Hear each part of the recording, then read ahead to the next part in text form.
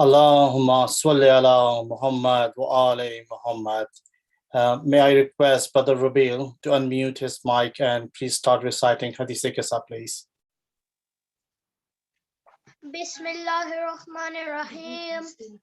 An Jabir ibn Abdullah al-Ansari أنه قال عن فاطمة الزهراء عليه السلام بنت رسول الله صلى الله عليه وآله قال سمعت فاطمة أنها قالت دخل علي برسول الله في بعض الأيام فقال السلام عليك يا فاطمة فقلت عليك السلام قال إني أجد في بطني ضعفا فقلت له أعوذك بالله يا أبته من الضعف فقال يا فاطمة ائتيني بالكساء اليماني فأتيني به فأتيته بالكساء اليماني فأتيته به وصرت أنظر إليه وإذا وجهه يتعالى له كأنه البدر في ليلة تمامه وكماله.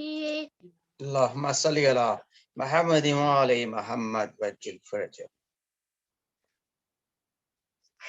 فما كانت إلا ساعة وإذا بولد الحسن قد أقبل وقال السلام عليك يا أمه فقلت عليك السلام يا قرتين وسمرة فؤادي فقال يا أمه إني أشم عندك رائحة طيبة كأنها رائحة أخي وابني جدي رسول الله فقلت نعم إن جدك تحت الكساء فأقبل الحسن نحو الكساء وقال السلام عليك يا جداه يا رسول الله أتظن لي أن أدخل معك تحت الكساء فقال وعليك السلام يا ولدي ويا صاحب حوزي قد أذنت لك فدخل معه تحت الكساء فما كانت إلا ساعة وإذا بولد الحسين قد أقبل وقال السلام عليك يا أمه فقلت عليك السلام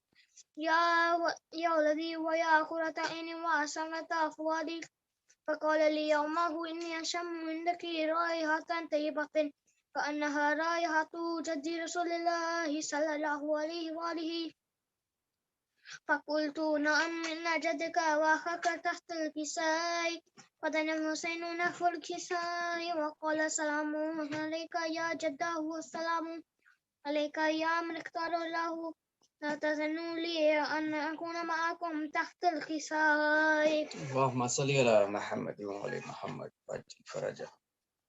فقال وعليك السلام يا ولدي ويا شافي أمتي قد أذنت لك فدخل جبرائيل فدخل معهما تحت الكساء فأقبل عند ذلك أبو الحسن علي بن أبي طالب وقال السلام عليك يا بنت رسول الله فقلت عليك السلام يا أبا الحسن ويا أمير المؤمنين فقال يا فاطمة إني أشم عندك رائحة طيبة كأنها رائحة أخي وابن أمي رسول الله فقلت نعم ها هو مع ولدك تحت الكساء فأقبل علي نحو الكساء فقال السلام عليك يا رسول الله أتظن لي أن أكون معكم تحت الكساء قال له عليك السلام يا أخي ويا وسي وخليفتي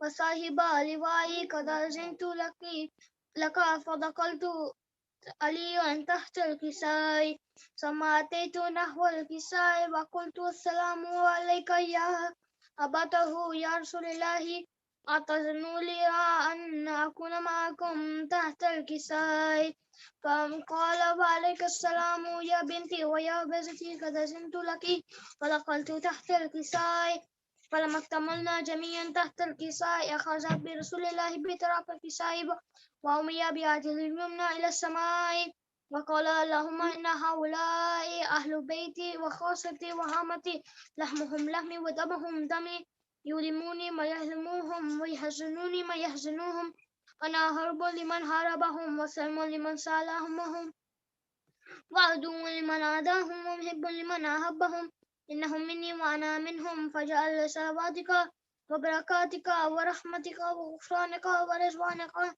علي وعليهم وأذهب عنهم الرجس وطهرهم تطهيرا. اللهم صل على محمد وآل محمد وعجل فرجهم. فقال الله عز وجل يا ملائكتي ويا سكان السماوات إني ما خلقت سماء مبنية ولا أرضا مدحية ولا قمرا منيرا ولا شمسا مزية ولا فلكا يدور ولا بحر يجري ولا فلك يسري إلا في محبتي هؤلاء الخمسة الذين هم تحت الكساء. فقال الأمين جبرائيل يا ربي ومن تحت الكساء؟ فقال وعز وجل هم أهل بيت النبوة ومحسن رسالتي هم فاطمة وأبوها وبالها وبنوها. فقال جبرائيل يا ربي أعتذر لي أن أحبط الرزق ليكون معهم سادسا. فقال الله نعم قد أذنت لك. فهبط الأمين جبرائيل وقال السلام عليك يا رسول الله الذي الأعلى يقرئك السلام ويخصك بالتحية والإكرام ويقول لك وعزتي وجلالي إني ما خلقت سماء مبنية ولا أرضا مدحية ولا قمرا منيرا ولا شمسا مزية ولا فلك يدور ولا بحر يجري ولا فلك يسري إلا لأجلكم وحبكم وقد أذن لي أن أدخل معكم فهل تأذن لي يا رسول الله؟ فقال رسول الله وعليك السلام يا أمين وحي الله إنه نعم قد أذنت لك. فدخل جبرائيل وأنا تحت الكساء فقال لي أبي إن الله قد أوحي إليكم يقول إنما يريد الله ليذهب عنكم الرجس أهل البيت ويطهركم تطهيرا. اللهم صل على محمد وآل محمد وعجل فرجهم. فقال علي لأبي يا رسول الله أخبرني ما لجلوسنا هذا تحت الكساء من الفضل عند الله. فقال النبي والذي بعثني بالحق نبي مصطفى بالرسالة نجيا ما ذكر خبرنا هذا في محفل من محافل أهل الأرض وفيه جمع من شيعتنا ومحبينا إلا ونزلت عليهم الرحمة وحفت بهم الملائكة واستغفرت لهم إلي أن يتفرقوا. فقال علي إذن والله فزنا وفاز شيعتنا ورب الكعبة. اللهم صل على محمد وآل محمد وعجل فرجهم.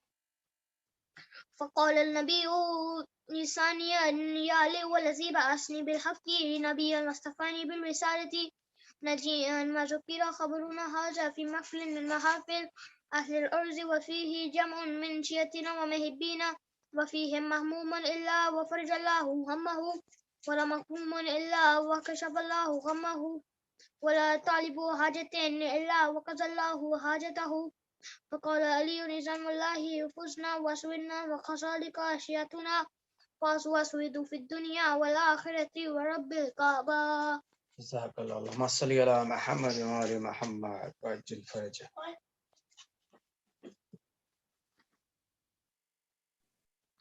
Jazakallah, Brother Rabil, mashallah. I think Brother Zaki has joined us kindly. So may I request Brother Zaki to recite Fazailu Masahib of Muhammad or Ali Muhammad, please. Can you unmute your mic as well, please? Thank you. السلام عليكم. أعوذ بالله من الشيطان اللعين الرجيم. بسم الله الرحمن الرحيم.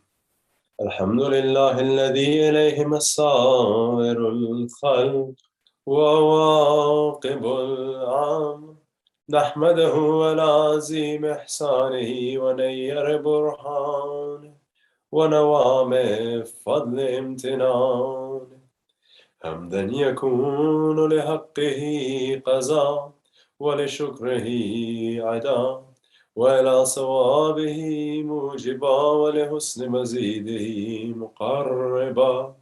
الصلاة والسلام على سيد الأنبياء والمرسلين خاتم النبيين شفيع المذنبين راحة للعاشقين والمراد المشتاقين شمس العارفين والسراج السالقين نبيه مصباح والعلم صاحب الجود والكرم والله حافظه وجبرائيل خادمه والبراق مرقبه سدرة المنتهى مقامه كعب قوسين محبوب رب المشرقين والمغربين جد الحسن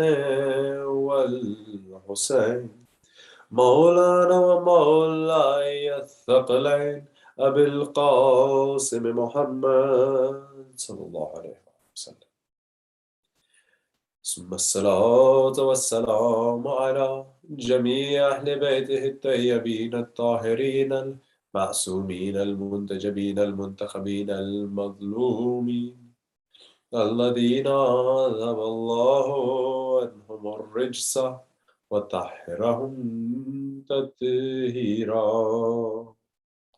صلى الله عليه وسلم. اللهم صل على محمد وعلى محمد.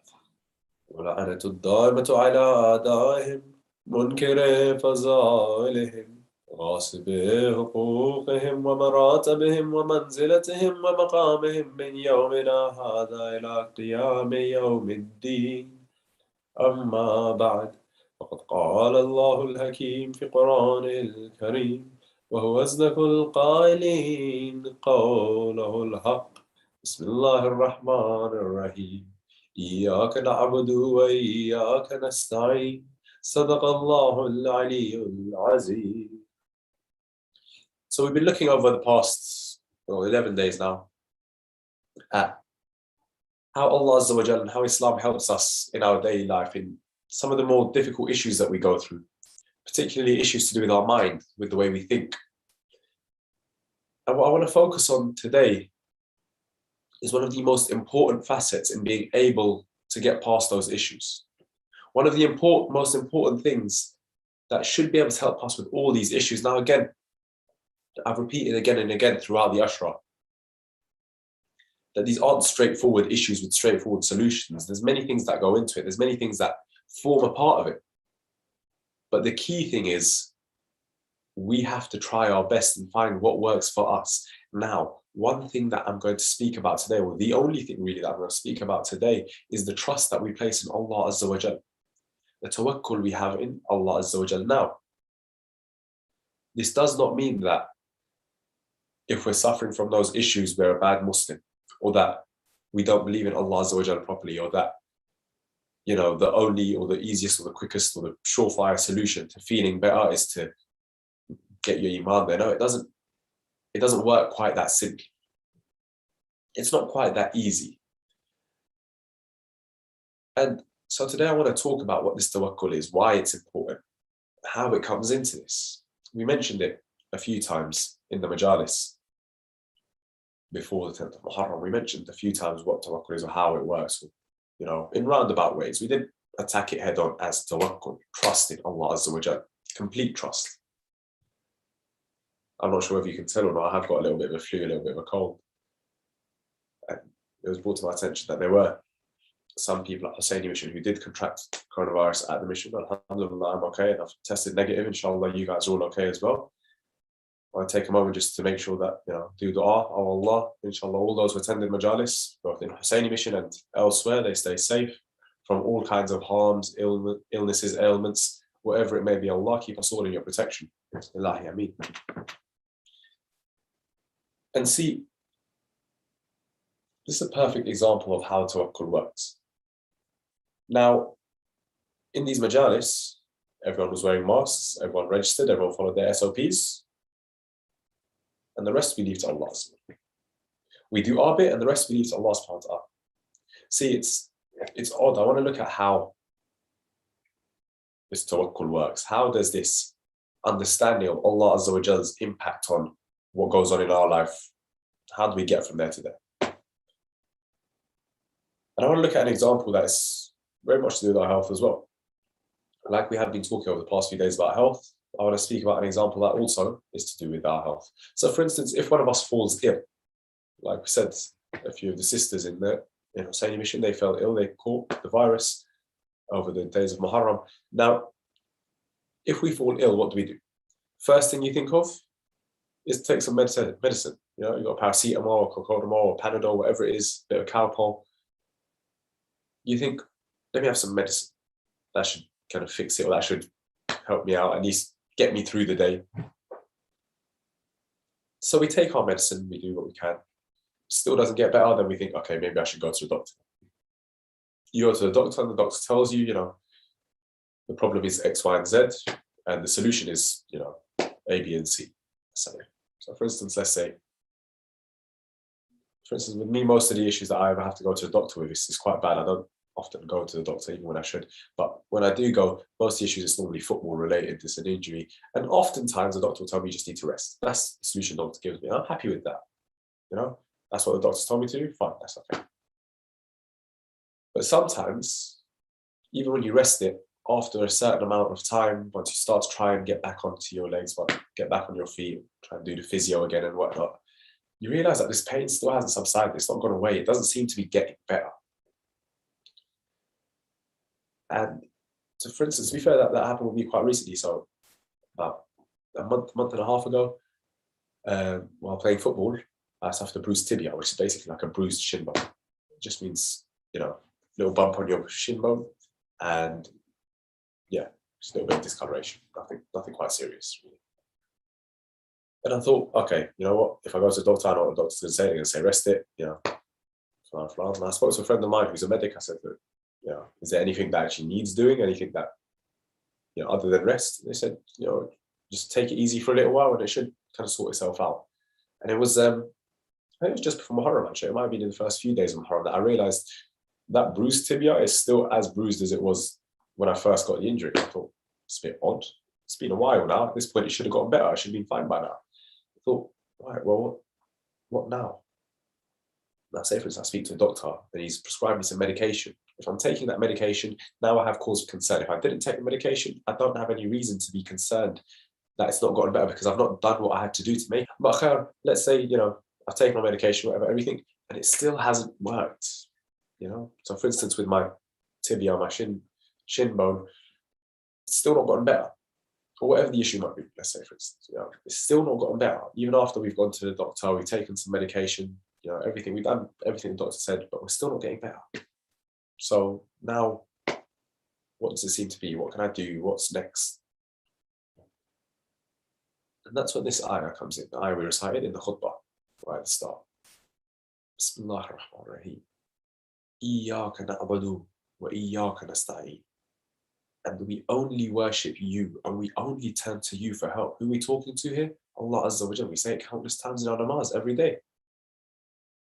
We say this ayah possibly more so than most other ayahs of the Quran. Almost definitely more so than almost every other ayah of the Quran.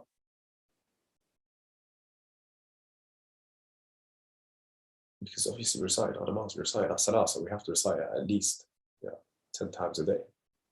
5 namaz, 2 rakat, it's recited in both rakats, or the first 2 rakats of every namaz.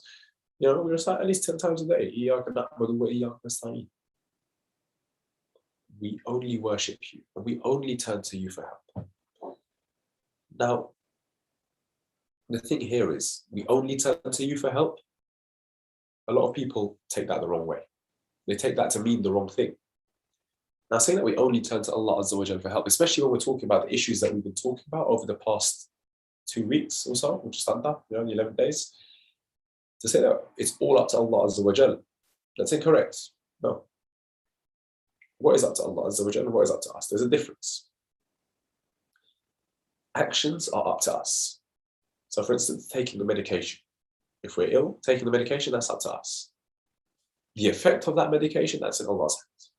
There's a story of a man who was sailing out at sea, and his sea, hits a rock or hits a boulder or whatever. I see his ship, and his ship starts to sink. So he jumps out into the ocean. He's floating there, and he prays, "Oh Lord, send me, save me. Oh Lord, protect me, save me." So he thinks, all right, I've done my dua, I've got tawakkul, Allah Azza wa Jalla will save me. Absolutely. I trust him. He will save me. So a small fishing boat comes along. They see the guy floating in the water, and they say, "Come, let's save you. Jump aboard and we'll take you to safety." He goes, No, my Allah will save you. So the next day, he's still floating there, still paddling away. Or the next day, or sometime later, however much later it was, a slightly bigger boat comes along. They see the guy and they go, come aboard, we'll save you. Come aboard, we'll get you to safety. Again, he says, no, my Allah will save, my Lord will save me. Third day, or whatever it is, the third time, third opportunity, another massive ship goes past this time. They see him, they say the same thing, come aboard, we'll take you to safety. He says, no, my Allah will save me. Eventually the guy drowns. The guy drowns, he dies, he goes to heaven, he sees, he gets his chance to speak to Allah Azza wa Jal. And he says, oh, not Allah Azza wa Jal, but his Lord. He says, my Lord, I trusted you to save me, and you didn't. I died. Obviously the response will come, I sent you 3 ships, right? Now, this story is not hadith, or it's not an Islamic story. It's from Pursuit of Happiness, the movie, which is a brilliant movie. If you haven't watched it, 100% recommend it. It's an amazing movie. It's a story told by Jaden Smith in that movie, actually. And we realize Allah Azza wa Jal, there's not going to be a hand that comes out of the sky to tell you. There may well be, to be fair, but there won't, the expectation isn't that a hand's going to come out of the sky and give you what you need. No, we have to use our own resources. Those resources are provided to us by Allah Azza wa Jal. Allah subhanahu wa ta'ala tells us or gives us what we need, and we use that to then get the effects that we want. We use that to try and figure out what we need, what we want, get to the solution that we want to get to. Now, when it comes to this issue, it's the issue of, in Urdu you might say dawa and dua. You have to take your medication, yeah. And then you trust Allah that medication will do what you want it to do. But until you take the medication, nothing's going to work. Until you take the medication, you're not going to get better. Why? Because you're not doing your part. Now see, to not take the medication and expect Allah Azza wa Jal to fix everything, to not take any actions yourself and expect Allah Azza wa Jal to just fix it all of his own accord without you doing anything. This is what is called tawakkul. Yeah, so the difference is tawakkul and tawakkul. Tawakkul, we don't take that. Tawakkul, we need to have that. And I'm going to go into a bit more depth as to what these two are, tawakkul and tawakkul, what the difference is, what the two things are. And see, if we look at this past year, this year that's gone by, especially with, COVID, in fact, a year and a half now, a lot of people have lost a lot. A lot of people have lost their health. A lot of people have lost jobs. A lot of people have lost a chance at education. A lot of people have lost businesses. A lot of people have lost a chance to, they've lost social opportunities. A lot of people who were, first year uni, freshers at uni, they didn't get a chance to live that uni life. They didn't get the chance to make new friends and meet new people and whatnot. Why? Because COVID took it all away. We were locked up. We were at home. We were in lockdown. We couldn't go out. We couldn't meet our friends. We couldn't do whatnot. Or at least we weren't meant to be. And with that, as soon as COVID's kind of come around, or even while we were still in lockdown, people who suffered, they had to try and find another way. So for instance, with me, I'll tell you again. So for instance, in COVID, I lost my job. Alhamdulillah, I was lucky enough to get a new one very quickly. But it didn't just fall to me now. The second job didn't just come to me now. I lost one job. I spoke to the people I know, and one of them managed to help me get another job. Alhamdulillah. Same field, same thing. Slightly better position, alhamdulillah. But see, say for instance, you lost your job in COVID. Or for whatever reason, you've lost your job, you're looking for a job. Now, tawakkul ala Allah is that, you go on Indeed, you go on Read, you go on whatever other job boards there are, Monster or whatever there are. And you start applying, you send your CV out to places, you start emailing people, you start, calling up businesses and things like that, and trying to find your way to getting that job that you're looking for. You do that and you trust that I'm putting in the effort, Allah Azza wa Jal will reward that effort with the response that I'm looking for. And that response there, of course, is a job offer. Tawakkul would be if I were to sit at home and say, you know what? I trust Allah, I will get a job and just expect someone to come knock on my door and give me a job without me applying, without me looking out, without me trying anything. I'm going to sit at home, Someone will knock on my door, they'll give me a call one day, and they'll be like, by the way, are you looking for a job? I'll be like, yeah. And they give me a job, done. This is tawakkul. Now, you tell me, does it make sense that that would work? Can it ever make sense that tawakkul would work? No, of course not. But then, see, we say everything is predestined by Allah Azza wa Jal. Not predestined, but, preempted. He knows what's going to happen. So what's the point of me doing these actions? I know the result comes from Allah Azza wa Jal. Like we said, the medication, I have to take the medication, the effects with Allah. Why can't He just give me the effect of the medication without me having to take it? Why can't He just give me what I want without me? Allah Azza wa Jal, He's Rahim, He's Rahman, He gives, He's merciful, He loves us, He wants to give us as much as He can, or, well, not as much as He can, but He wants to give us as much as we can take. So why can't He just give us what we're after? So I'll give you an example. So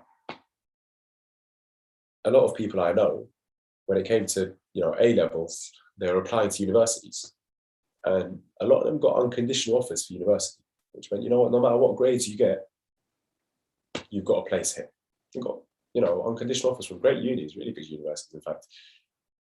And once they got those unconditional offers, you know what they did? They stopped revising for their A levels. Why? Their A level grades don't matter anymore, so I don't really need to revise for it so much because I've got my offer already. I'm set 100%. Just need to pass and we're there. That's it.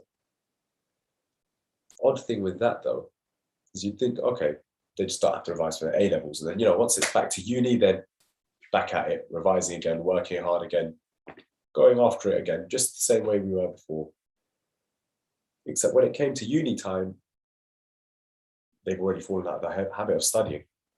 They've already fallen out of the habit of revising and, attending lectures and lessons and notes, taking notes and whatnot. And once they've fallen out of habit of that, it became very difficult for them in university to then pick up and go again. For them to just carry on like that again. Why? Because they didn't have to work for it before. So now when they need to work for it again, they don't have that within them. Just one example as to why Allah Azza wa Jalla makes us work for certain things. He makes us work for what we need because He knows it's not the actual effect that we need so much from ourselves. The effect comes from Allah, it comes from Himself. It is the ability to put in effort and to put in work for what we need that we need to have. If that made sense. It was quite a lot of, it was quite a mouthful. But in essence, we need to understand the value of working hard. We need to understand the value of our effort. That's when we'll be rewarded for those same efforts. That's when we'll work. And the two extremes here are, one is this concept of tawakkul, where everything is on Allah, I don't have to do anything. The other side of it is where, for instance, if I think I'm searching for a job and I think I'm going to search, I'm going to, throw out my CV everywhere, do everything I can. And then because my CV is great, because I'm great, somebody's going to respond. They're going to offer me a job, whatever, offer me an interview. I'm going to smash the interview. I'll get the job offer. I'll start everything, blah, blah, blah. But Allah doesn't have anything to do with it. This is, this is me. This is my effort. This is my work. This is my outcome. It all comes from me. This is the other extreme. That Allah Azza wa Jalla, He's not involved, for instance. He's not a part of our desires, our du'as, He's not part of it. He's separate from it completely.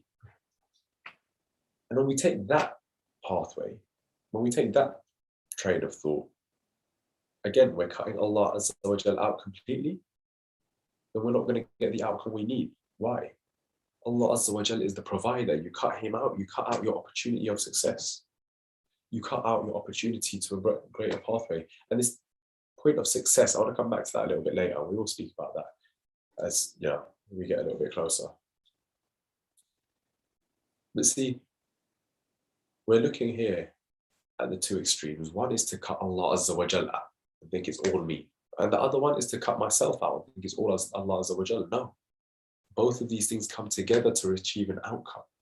Both of these things come together to get to the point that we need to get to or that we want to get to. I have to do my part, and when I do my part, Allah Azza wa Jalla will reward me by doing what is left, by completing what I have tried to complete. I've taken my medication, Allah Azza wa Jalla will make the medication work for me. I've applied for jobs, Allah Azza wa Jalla will increase my sustenance. And it may be that the job that I want, I'm not getting. But see, real tawakkul, real trust in Allah Azza wa Jalla, it means to trust that whatever happens, Allah Azza wa Jal makes it happen. Whatever happens, He plays a part in it. He makes it happen for us. There's something good in it. So, for instance, in the Battle of Uhud, Allah Azza wa Jal promises all those who stood by Rasulullah what?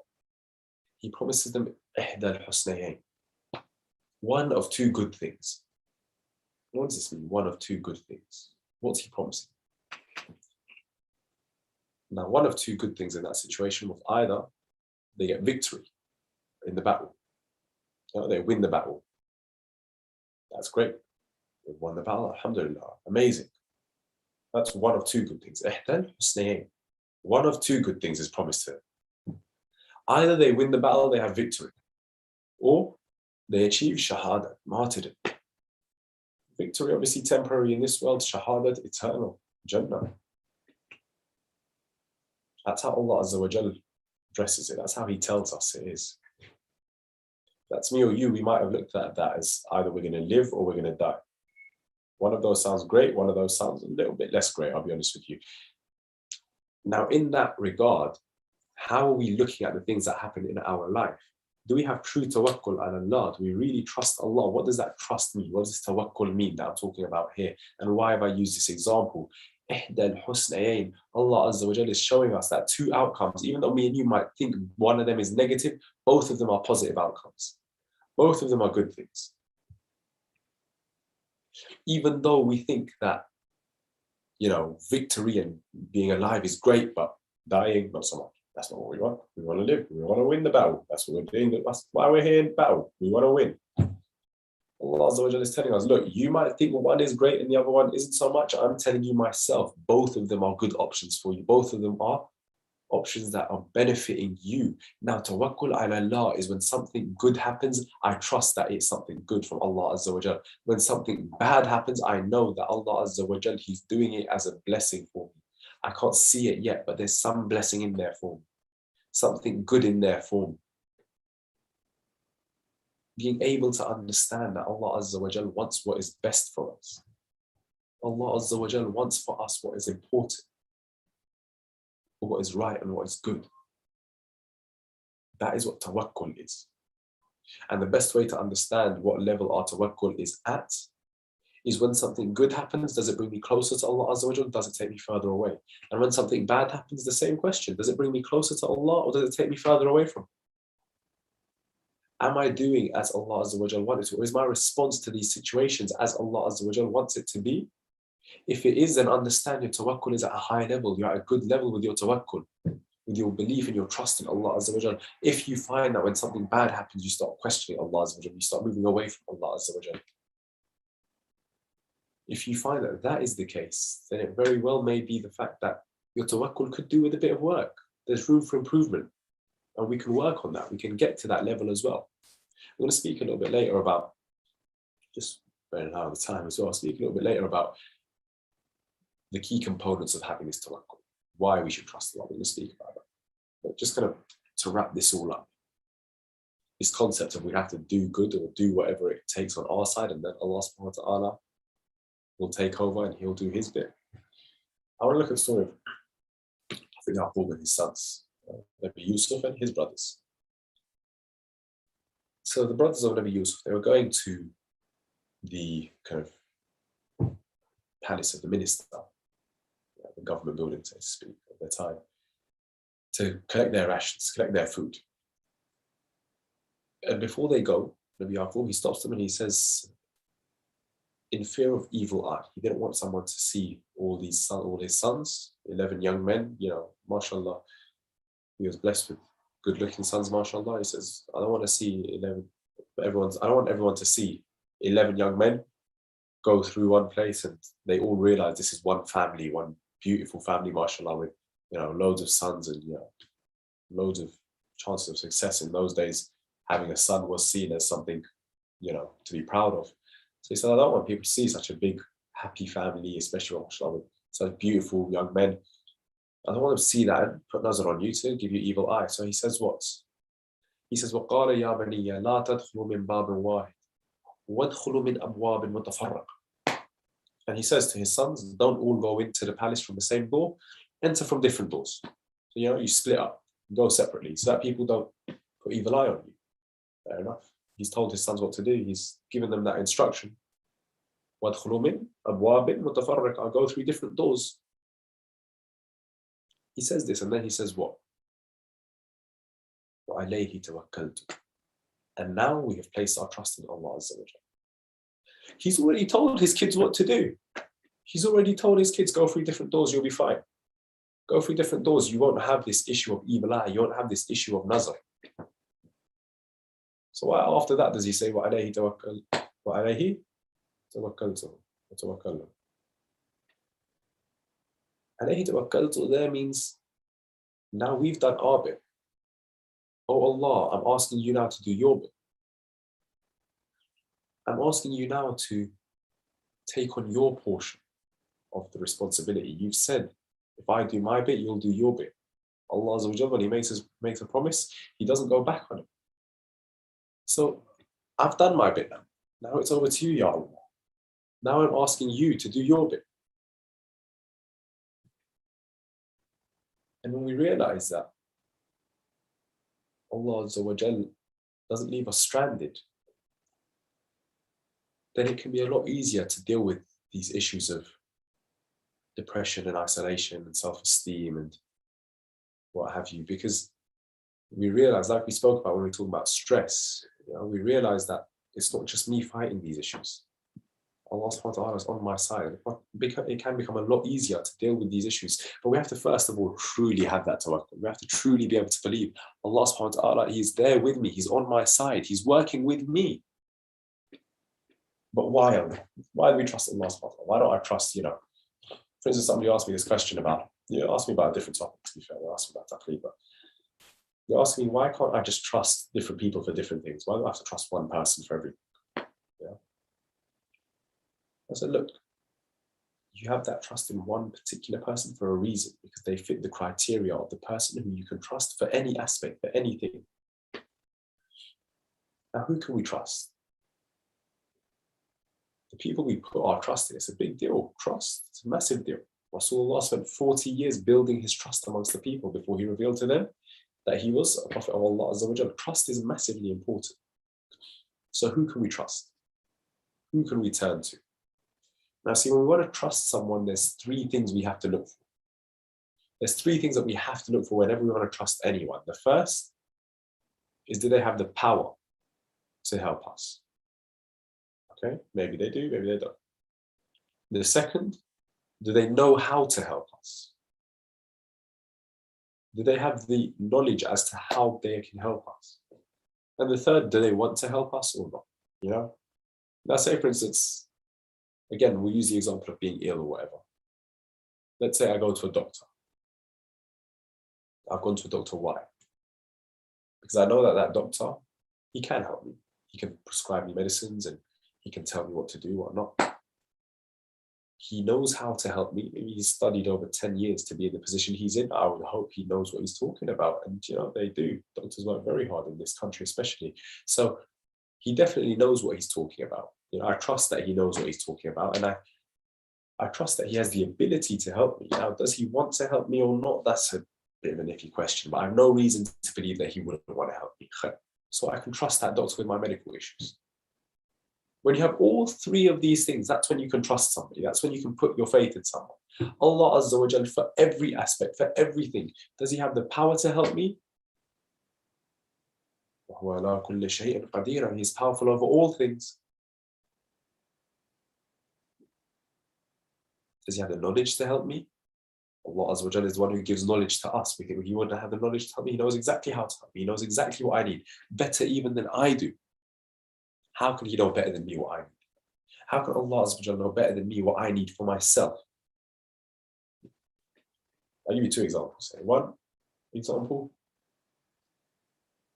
is, for instance, like a printer. Have you ever had a printer that says it's got paper jammed in it somewhere, but it's not got paper jammed in it? A printer where you put in a new cartridge of ink and it says no ink. It still comes up with the same issue. The printer itself doesn't know what the issue is. The printer itself can't tell what the issue is.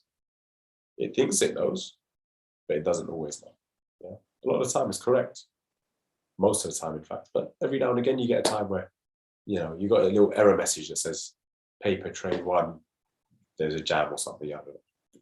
Or, you know, yellow ink cartridges low, whatever. You know there's no paper jam. You know there's, you know, a fresh cartridge of ink just being put in. The printer doesn't realize that because the printer doesn't know of its own self what is going on necessarily. A lot of the time it does, but sometimes it makes a mistake, it gets it wrong. You know what, we're the same. We like to think that we know exactly what we're doing and exactly how things are and exactly what we need. A lot of the time we don't. A lot of the time we don't realize it. I asked the bloke who made the printer, he'll tell you, not only will he tell you what that printer needs, he'll tell you how to fix it, he'll tell you how to reset it. Normally when it's a printer, you don't need to go as far back as, you know, the guy who made the printer or who invented it or created it or whatever. No, you go with a quick Google search, it'll tell you, and there you go, all sorted. Now, a more nuanced example, one that you would have heard of a lot more, a mother and her kid. Does a child always know what they need, what they want? Not necessarily. Most times they don't know what they need. Yeah. Especially for those of you who are a bit older now. Ask any kid if they want to sleep at 10 p.m. No, I want to stay awake. 10 p.m. is quite late, to be fair, for children, but you know, let's say 8, 9 p.m. Do they want to go to sleep when it's nap time? No, I don't want to go to sleep. I want to stay awake. I want to play. I want to have fun. Ask any adult. 9 p.m. Do you want to be in bed? Yes, absolutely. I want to be in bed. Ask any, you can see my eyes, yeah? I want to be in bed. I want to go to sleep. Ask them at 4 p.m. in the afternoon, they'll tell you, yeah, I want to go to sleep. We realize the value of sleep. We realize that we don't get it once we're older. Kids, they don't realize that so much. Kids, they want to stay awake as much as possible. Adults, they want to sleep as soon as possible. Difference here being adults understand what their body needs. Their body's tired, their body needs sleep. Little kids, they'll play, whatever. And you know, if you notice a little kid when they're tired, if they fall, whatever, if anything happens to make them cry, make them upset, that cry is so much louder, with so much more pain than if they weren't tired, because they need that sleep. Or for instance, as a kid, when it was getting late at night and you wanted a drink or a sweet or whatever, and your parents told you no. Why? I want a sweet. What's wrong with a sweet? As a kid, you don't realize it. As an adult, you realize if I give him a sweet right now, he's not going to sleep. He's going to stay awake. He's going to be all hopped up on sugar. And the parents often know that they're the ones who are going to have to deal with it. See, your mother knows better than a child what her child needs. Same goes for a father. He knows better than his kid what his kid needs a lot of the time, especially when their kids are young. And even when we get older, a problem that comes up again and again and again is an issue that when it comes to marriage, who can I marry? Your parents always have some kind of preference. You know, I want to marry this kind of person or that kind of person. A lot of the times we think they're very arbitrary. A lot of the times we think they're just saying that because that's what they want. No, what they want is what's best for you. And that brings me on to my second point, or my third point. Right? Somebody who knows what you need and somebody who wants what's best for you. It's all well and good, someone having all the power to do what you need done, someone having all the power to help you, knowing exactly how to help you as well. If they don't want to help you, they're not going to help you. It's simple as. If they don't want to help you, they're not going to help you. Now, this can happen in all manner of ways. We could be talking about a lot of it. I could get very political here, to be fair, if I wanted to, but I'm not going to. You know what? There's so many situations. For instance, a lot of you at work will notice this. You'll have colleagues who come in maybe 5 minutes late, 10 minutes later, whatever. I do something at work, and I hope my boss isn't watching this, but so our door, whenever you walk in, the door beeps. My boss's office is downstairs. From his office, you can hear the beep. So if it's getting to like 9 o'clock and I know one of my colleagues isn't here yet, they haven't arrived yet, what I'll do is I'll just open the door and leave it open. Because every time that door opens, it's going to beep. My boss is going to know. So if somebody walks in at 9:02, he hears the beep at 9:02, he knows they were late. So what I'll do is at 9 o'clock, I'll just go, I'll open the door and I'll leave it open. That way, the door's not going to beep. My boss isn't going to realize that somebody's walked in late. Why? Because I want to help. You'll realize on a much larger scale, especially when you work in retail and things like that, you'll have annoying colleagues. You know, they can cover for you, they can help you out, but they don't want to. They'd rather not, and they're not going to. They could be in a position to. They could know exactly how to help you, but they don't want to, so they're not going to. Until you have all three of these things in a person, that they're powerful enough to help you, they have the power to help you, they have the knowledge to help you, they know how to, and they want to help you. Until you have all three of these things in a person, you can't trust them 100%. Now Allah Azza wa Jal created us, He loves us, there's no doubt about that. He gave us hands and ears and eyes and a mouth and, you know, the ability to breathe and the ability to walk and talk, and He gave us life, and He gave us life in a way that our lives are so beautifully blessed, much more so than people all around the globe. But each and every person has blessings to be thankful for. Allah Azza wa Jal, He's proven to us that He loves us. We don't need to see proof of His love again. Everywhere we look is proof of His love. Us being here, sitting in this majlis is proof of His love. Allah Azza wa Jal loves us. Let's take that off. Does He know how to help us? Like we said, Allah Azza wa Jal, He's all knowledgeable. He's the one who gives us knowledge. He's the one who gives the A'immah knowledge. He's the one who gives the prophets knowledge. There is nothing in this world that Allah Azza wa Jal does not know. Innaka anta as-sami'ul alim. Surely you hear everything. You know everything. And is He all powerful? Innaka ala kulli shay'in qadir. Of course He's all powerful. Of course. He has power over everything. He created everything, so of course He's going to have power over everything. He has the three qualities that we're looking for, and He has them in every aspect. See, for instance, a doctor, if I'm ill, I can go to a doctor. Why? Because they have the ability to help me, they know how to help me, and I have no reason to believe that they don't want to help me. I can trust them with that. Are you going to take your car to a doctor when it stops working? No, because you can't, you know, all of a sudden those skills don't transfer. Does He have the knowledge to help you? Not anymore. Does He have the power to help you? Not anymore. He can help you when it comes to medicine. He can't help you when it comes to mechanics. But no matter what issue you take to Allah Azza wa Jal, no matter what problem you come to Allah Azza wa Jal with, Allah Azza wa Jal has everything you need. Allah Azza wa Jal has everything He needs to help us. No matter what it is, He will always be able to help you. He will always be able to support you. And He will always want to support you. He will always want to take care of you. So we put our trust in Allah Azza wa Jal.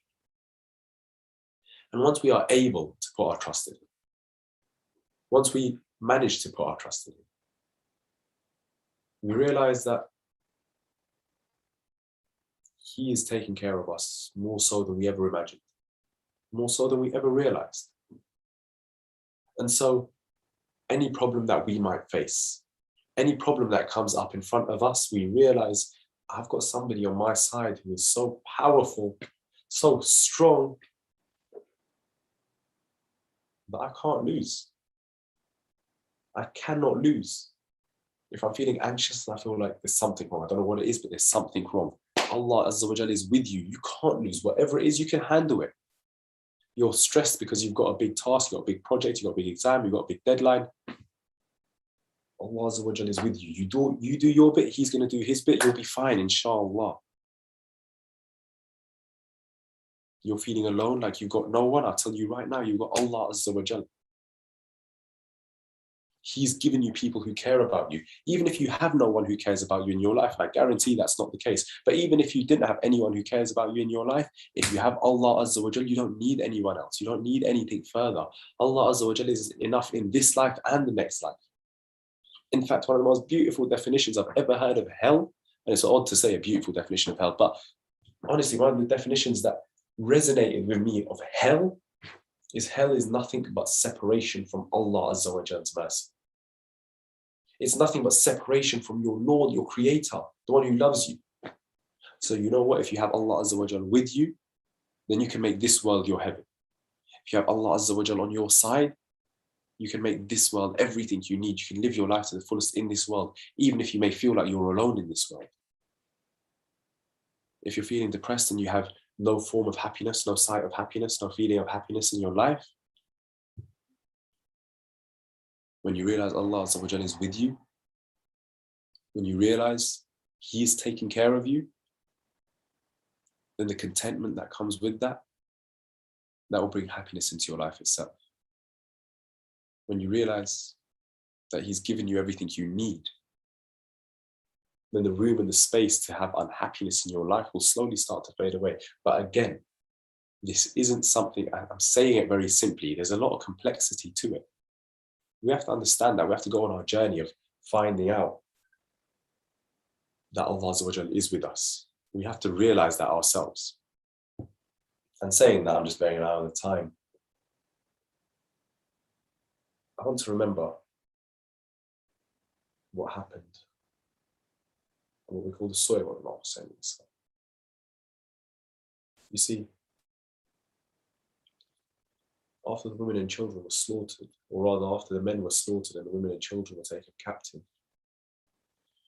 Sayyidah Zainab stands and she watches Sayyid Sajjad as they're about to leave Karbala. She calls out to him, she says, Sajjad.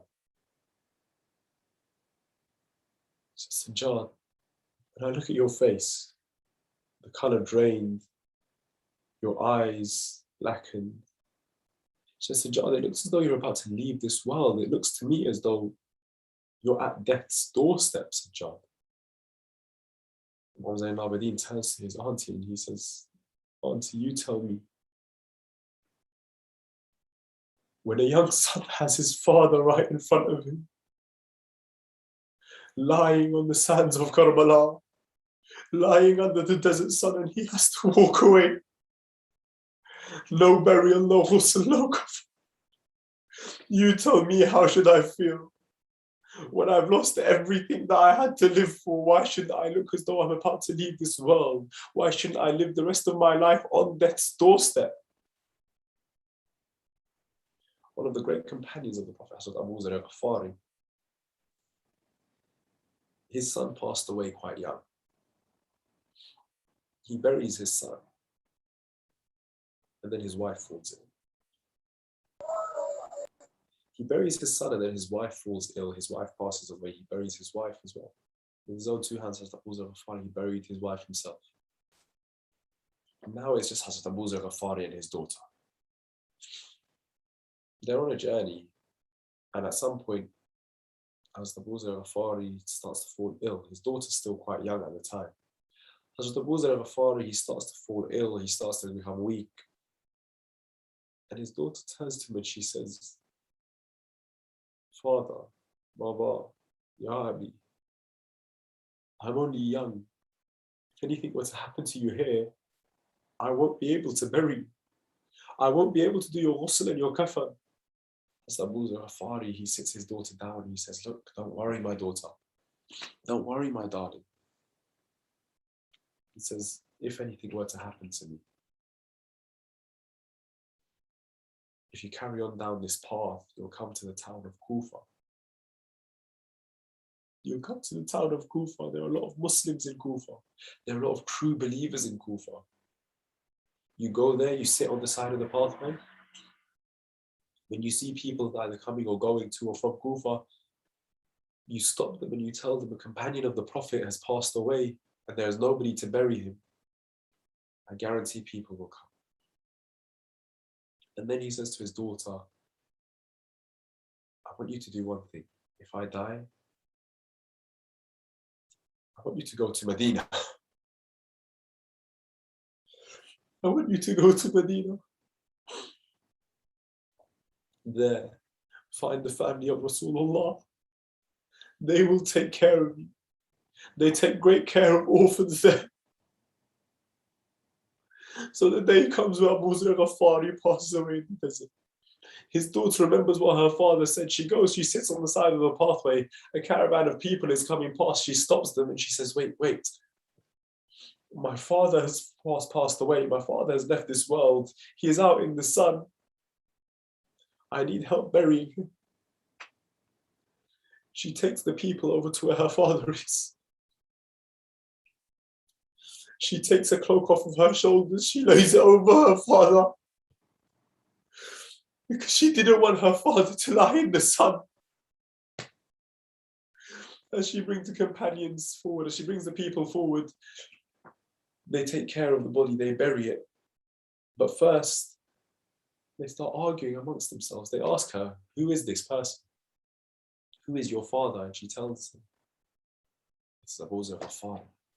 Now, amongst that camp was Hazrat Malik Ashtar. He turns, he says, Abu Zar al-Ghifari. So this is a companion of the Prophet. This is a close friend of Rasulullah. Now all the people of that caravan, they start arguing between themselves, talking between themselves. Somebody says, I want to give my kafan to him. I want to be the one to give ghusl to him. I want to be the one to bury him. In the end, Malik Ashtar decides, look, everybody wants to be a part of this somehow, one way or another. We can't all be a part of it unless we do one thing.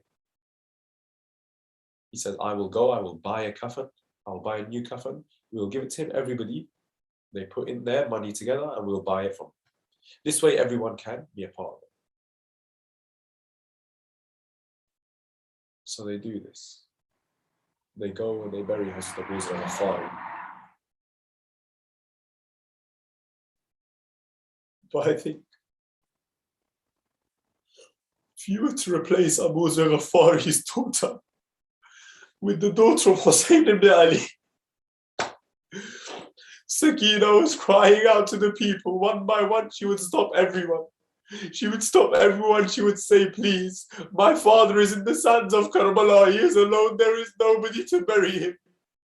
Go and bury my father.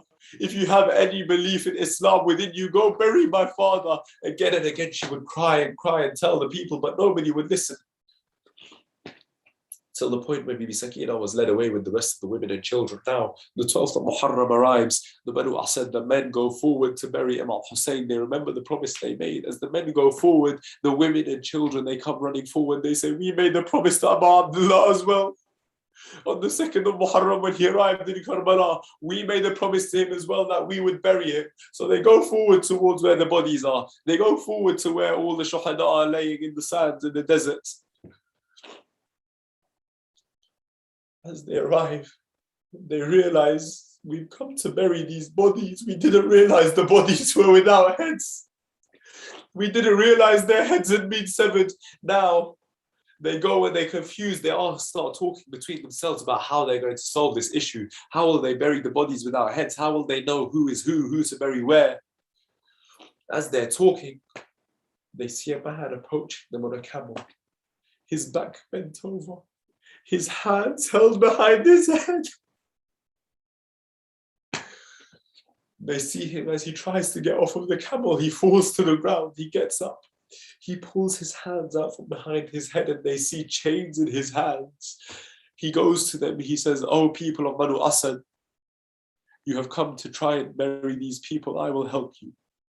I will help you bury them. First, dig a large grave here."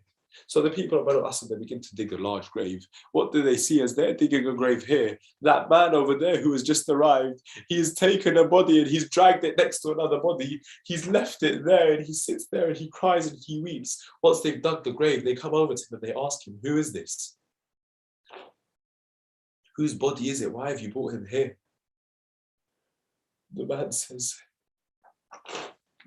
"This is my brother Akbar. My father, anytime he needed anything, Akbar was with him. I want for a few moments for my Akbar to be with my father again." They start asking him who is who, where to bury each of the shuhada. It comes to a point where he says, "This is the body of Habib ibn Mazahir." They stop, they turn and they look at each other, the Banu Asad, they turn and they look at each other, they say, "Look, Habib ibn Mazahir. He was a member of our clan. He was a member of our tribe. Not just a member, he was one of the senior members, one of the elders of our tribe. If we may, can we bury him separately?" The man says, "Yes, you may bury him separately." They carry on burying the bodies. They bring forward the body of a child. They say, "Why is there a child in this battlefield?" The man starts crying. He says, "This is my Asghar. He did not go to battle. He did not go for war. Asghar went for water. Instead, they gave him an arrow. Then they come to him and they stop and they say, 'There is a body over there by the river. The body by the river. So injured. The bones are so broken. The body is so torn apart, cut up into pieces. When we try to lift him from one side, the other side of his body collapses. If we try to lift him by the head, the legs fall to the ground. We cannot lift the body. The man says, my uncle Abbas, bury my uncle by the Furat. Bury him where he is. Do not bring him here. And then he says, if you will you bring me a small rug? Will you bring me a small chador? They bring it, they hand it. He says to them, now if you can leave. Everybody else go far away. They ask him, why? Why did you ask for a rug, first of all? Second of all, why are you asking for us to leave? There is still one last body for us to bury. Imam Zayn al-Abidin, he says the last body left to bury is the body of Hussain ibn Ali. The body has been trampled after Hussain was killed. He is so hurt and so injured. I will not bury the body of Hussain, but I will bury the pieces of his body. Bit by bit, Sajjad picks up the pieces of Mawla Hussein's body. He places them on this rug. He has the grave dug next to where the rug is, and then he stops and he thinks for a moment. The grave is deep. Now Mawla Sajjad can do either one of two things. Either he can stand outside the grave and pass the body into the grave, or he can stand inside the grave and receive the body from outside the grave. But Sajjad can't do both at once. He can't do both together. So what does Sajjad do? He turns towards Medina. He calls out Rasulullah, come and help your grandson Sajjad. He turns to Najaf, he calls out Ya Ali, come and help your grandson Ali ibn Hussein. He turns to Hassan, he calls out Ya Hassan, come, your nephew needs your help. They come from their graves to bury Hussein ibn Ali. Hussein is held by the head, he is held by Rasulullah. His broken ribs are held by Amir al-Mu'mineen. His legs held by Hassan Mujtaba. They pass the body down. Sajjad stands in the grave to receive the body. As he receives the body, a cry is heard from a woman, Sajjad, take care of my baby. Lay him to rest peacefully. Sajjad, my Hussein has been through so much. He has seen so much pain. Bury him carefully. Don't let him be hurt anymore. ألا لعنة الله على قوم الظالمين وسيعلم الذين ظلموا أي منقلب ينقلبون. We pray to Allah Azza wa Jalla, oh Allah, over these last 12 days, accept all our ibadat. Oh Allah, over these last 12 days, all the Mu'mineen and Mu'minat who have been out respecting and commemorating Azar Mawla Hussein, keep them safe from all keep them in your protection from anything that could have happened and anything that is to happen. Oh Allah, hasten the reappearance of the Imam of our time. Allow us to be amongst the leaders of his army. ربنا تقبل منا إنك أنت السميع الدعاء. Jazakallah, Brother Zaki. Thanks a lot for all the sessions you had. And I think the topic overall was very good, especially for the youth. May I ask everyone to recite the last salawat for Brother Zaki's good health. There will be a Q&A session tomorrow around 7 o'clock. Zoom link will be followed soon through our official messaging service. If you have any questions before in hands, please send it us and we will add in Brother Zaki's list. Thank you. मैं गुजारिश करता हूँ जनाब आरिफ भाई से कि अपना नज़ारा अखीरत पेश करें. अल्लाहुम्मा सल्ली अला मुहम्मद व आले मुहम्मद.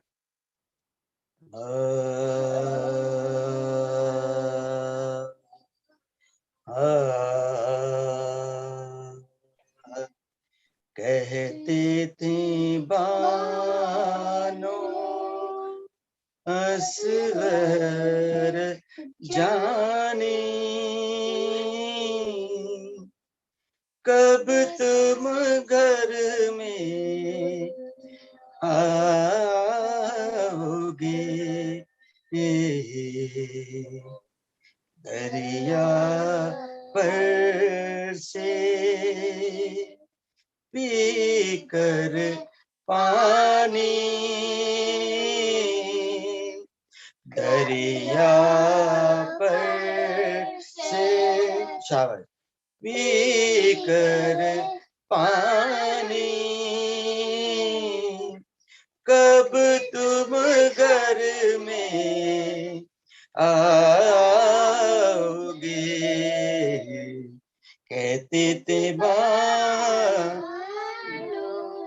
سوگ میں نے تیرے پیارے پہنے کفنی کالے ہیں سوگ میں نے تیرے پیارے پہنے کفنی کالے ہے بھورے بالوں والے آجا بھورے بالوں والے آجا جھولا تیرا خالق ہے کہتے تھے بانو اللہم صلی علی محمد وعلی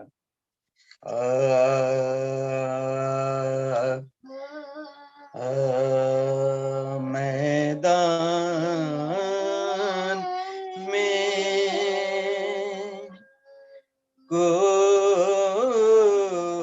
کوئی جانے والا نہ رہا میدان میں کوئی جانے والا نہ رہا اور کوئی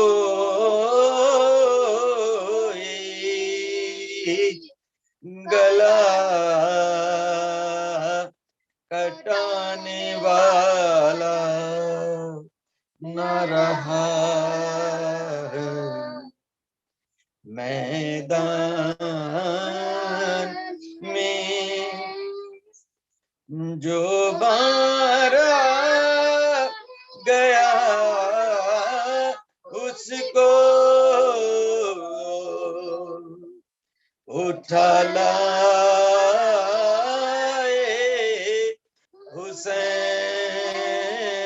حسین جو مارا گیا اس کو اٹھا لائے حسین شبیر کا کوئی لانے والا نہ رہا شبیر کا کوئی لانے والا نہ رہا میدان میں اللہم صلی اللہ علیہ وسلم سورہ فاتحہ اعوذ باللہ من الشیطان الرجیم بسم اللہ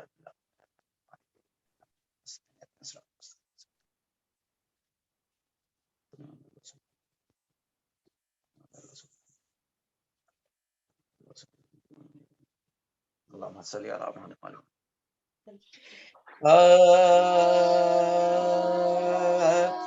آج شبیر پہ کیا عالم تنہائی ہے آج شبیر پہ کیا عالم تنہائی ہے ظلم کی چاند پہ زہرا کے گھٹا چھائی ہے ظلم کی چاند چاند پہ زہرا کی گھٹا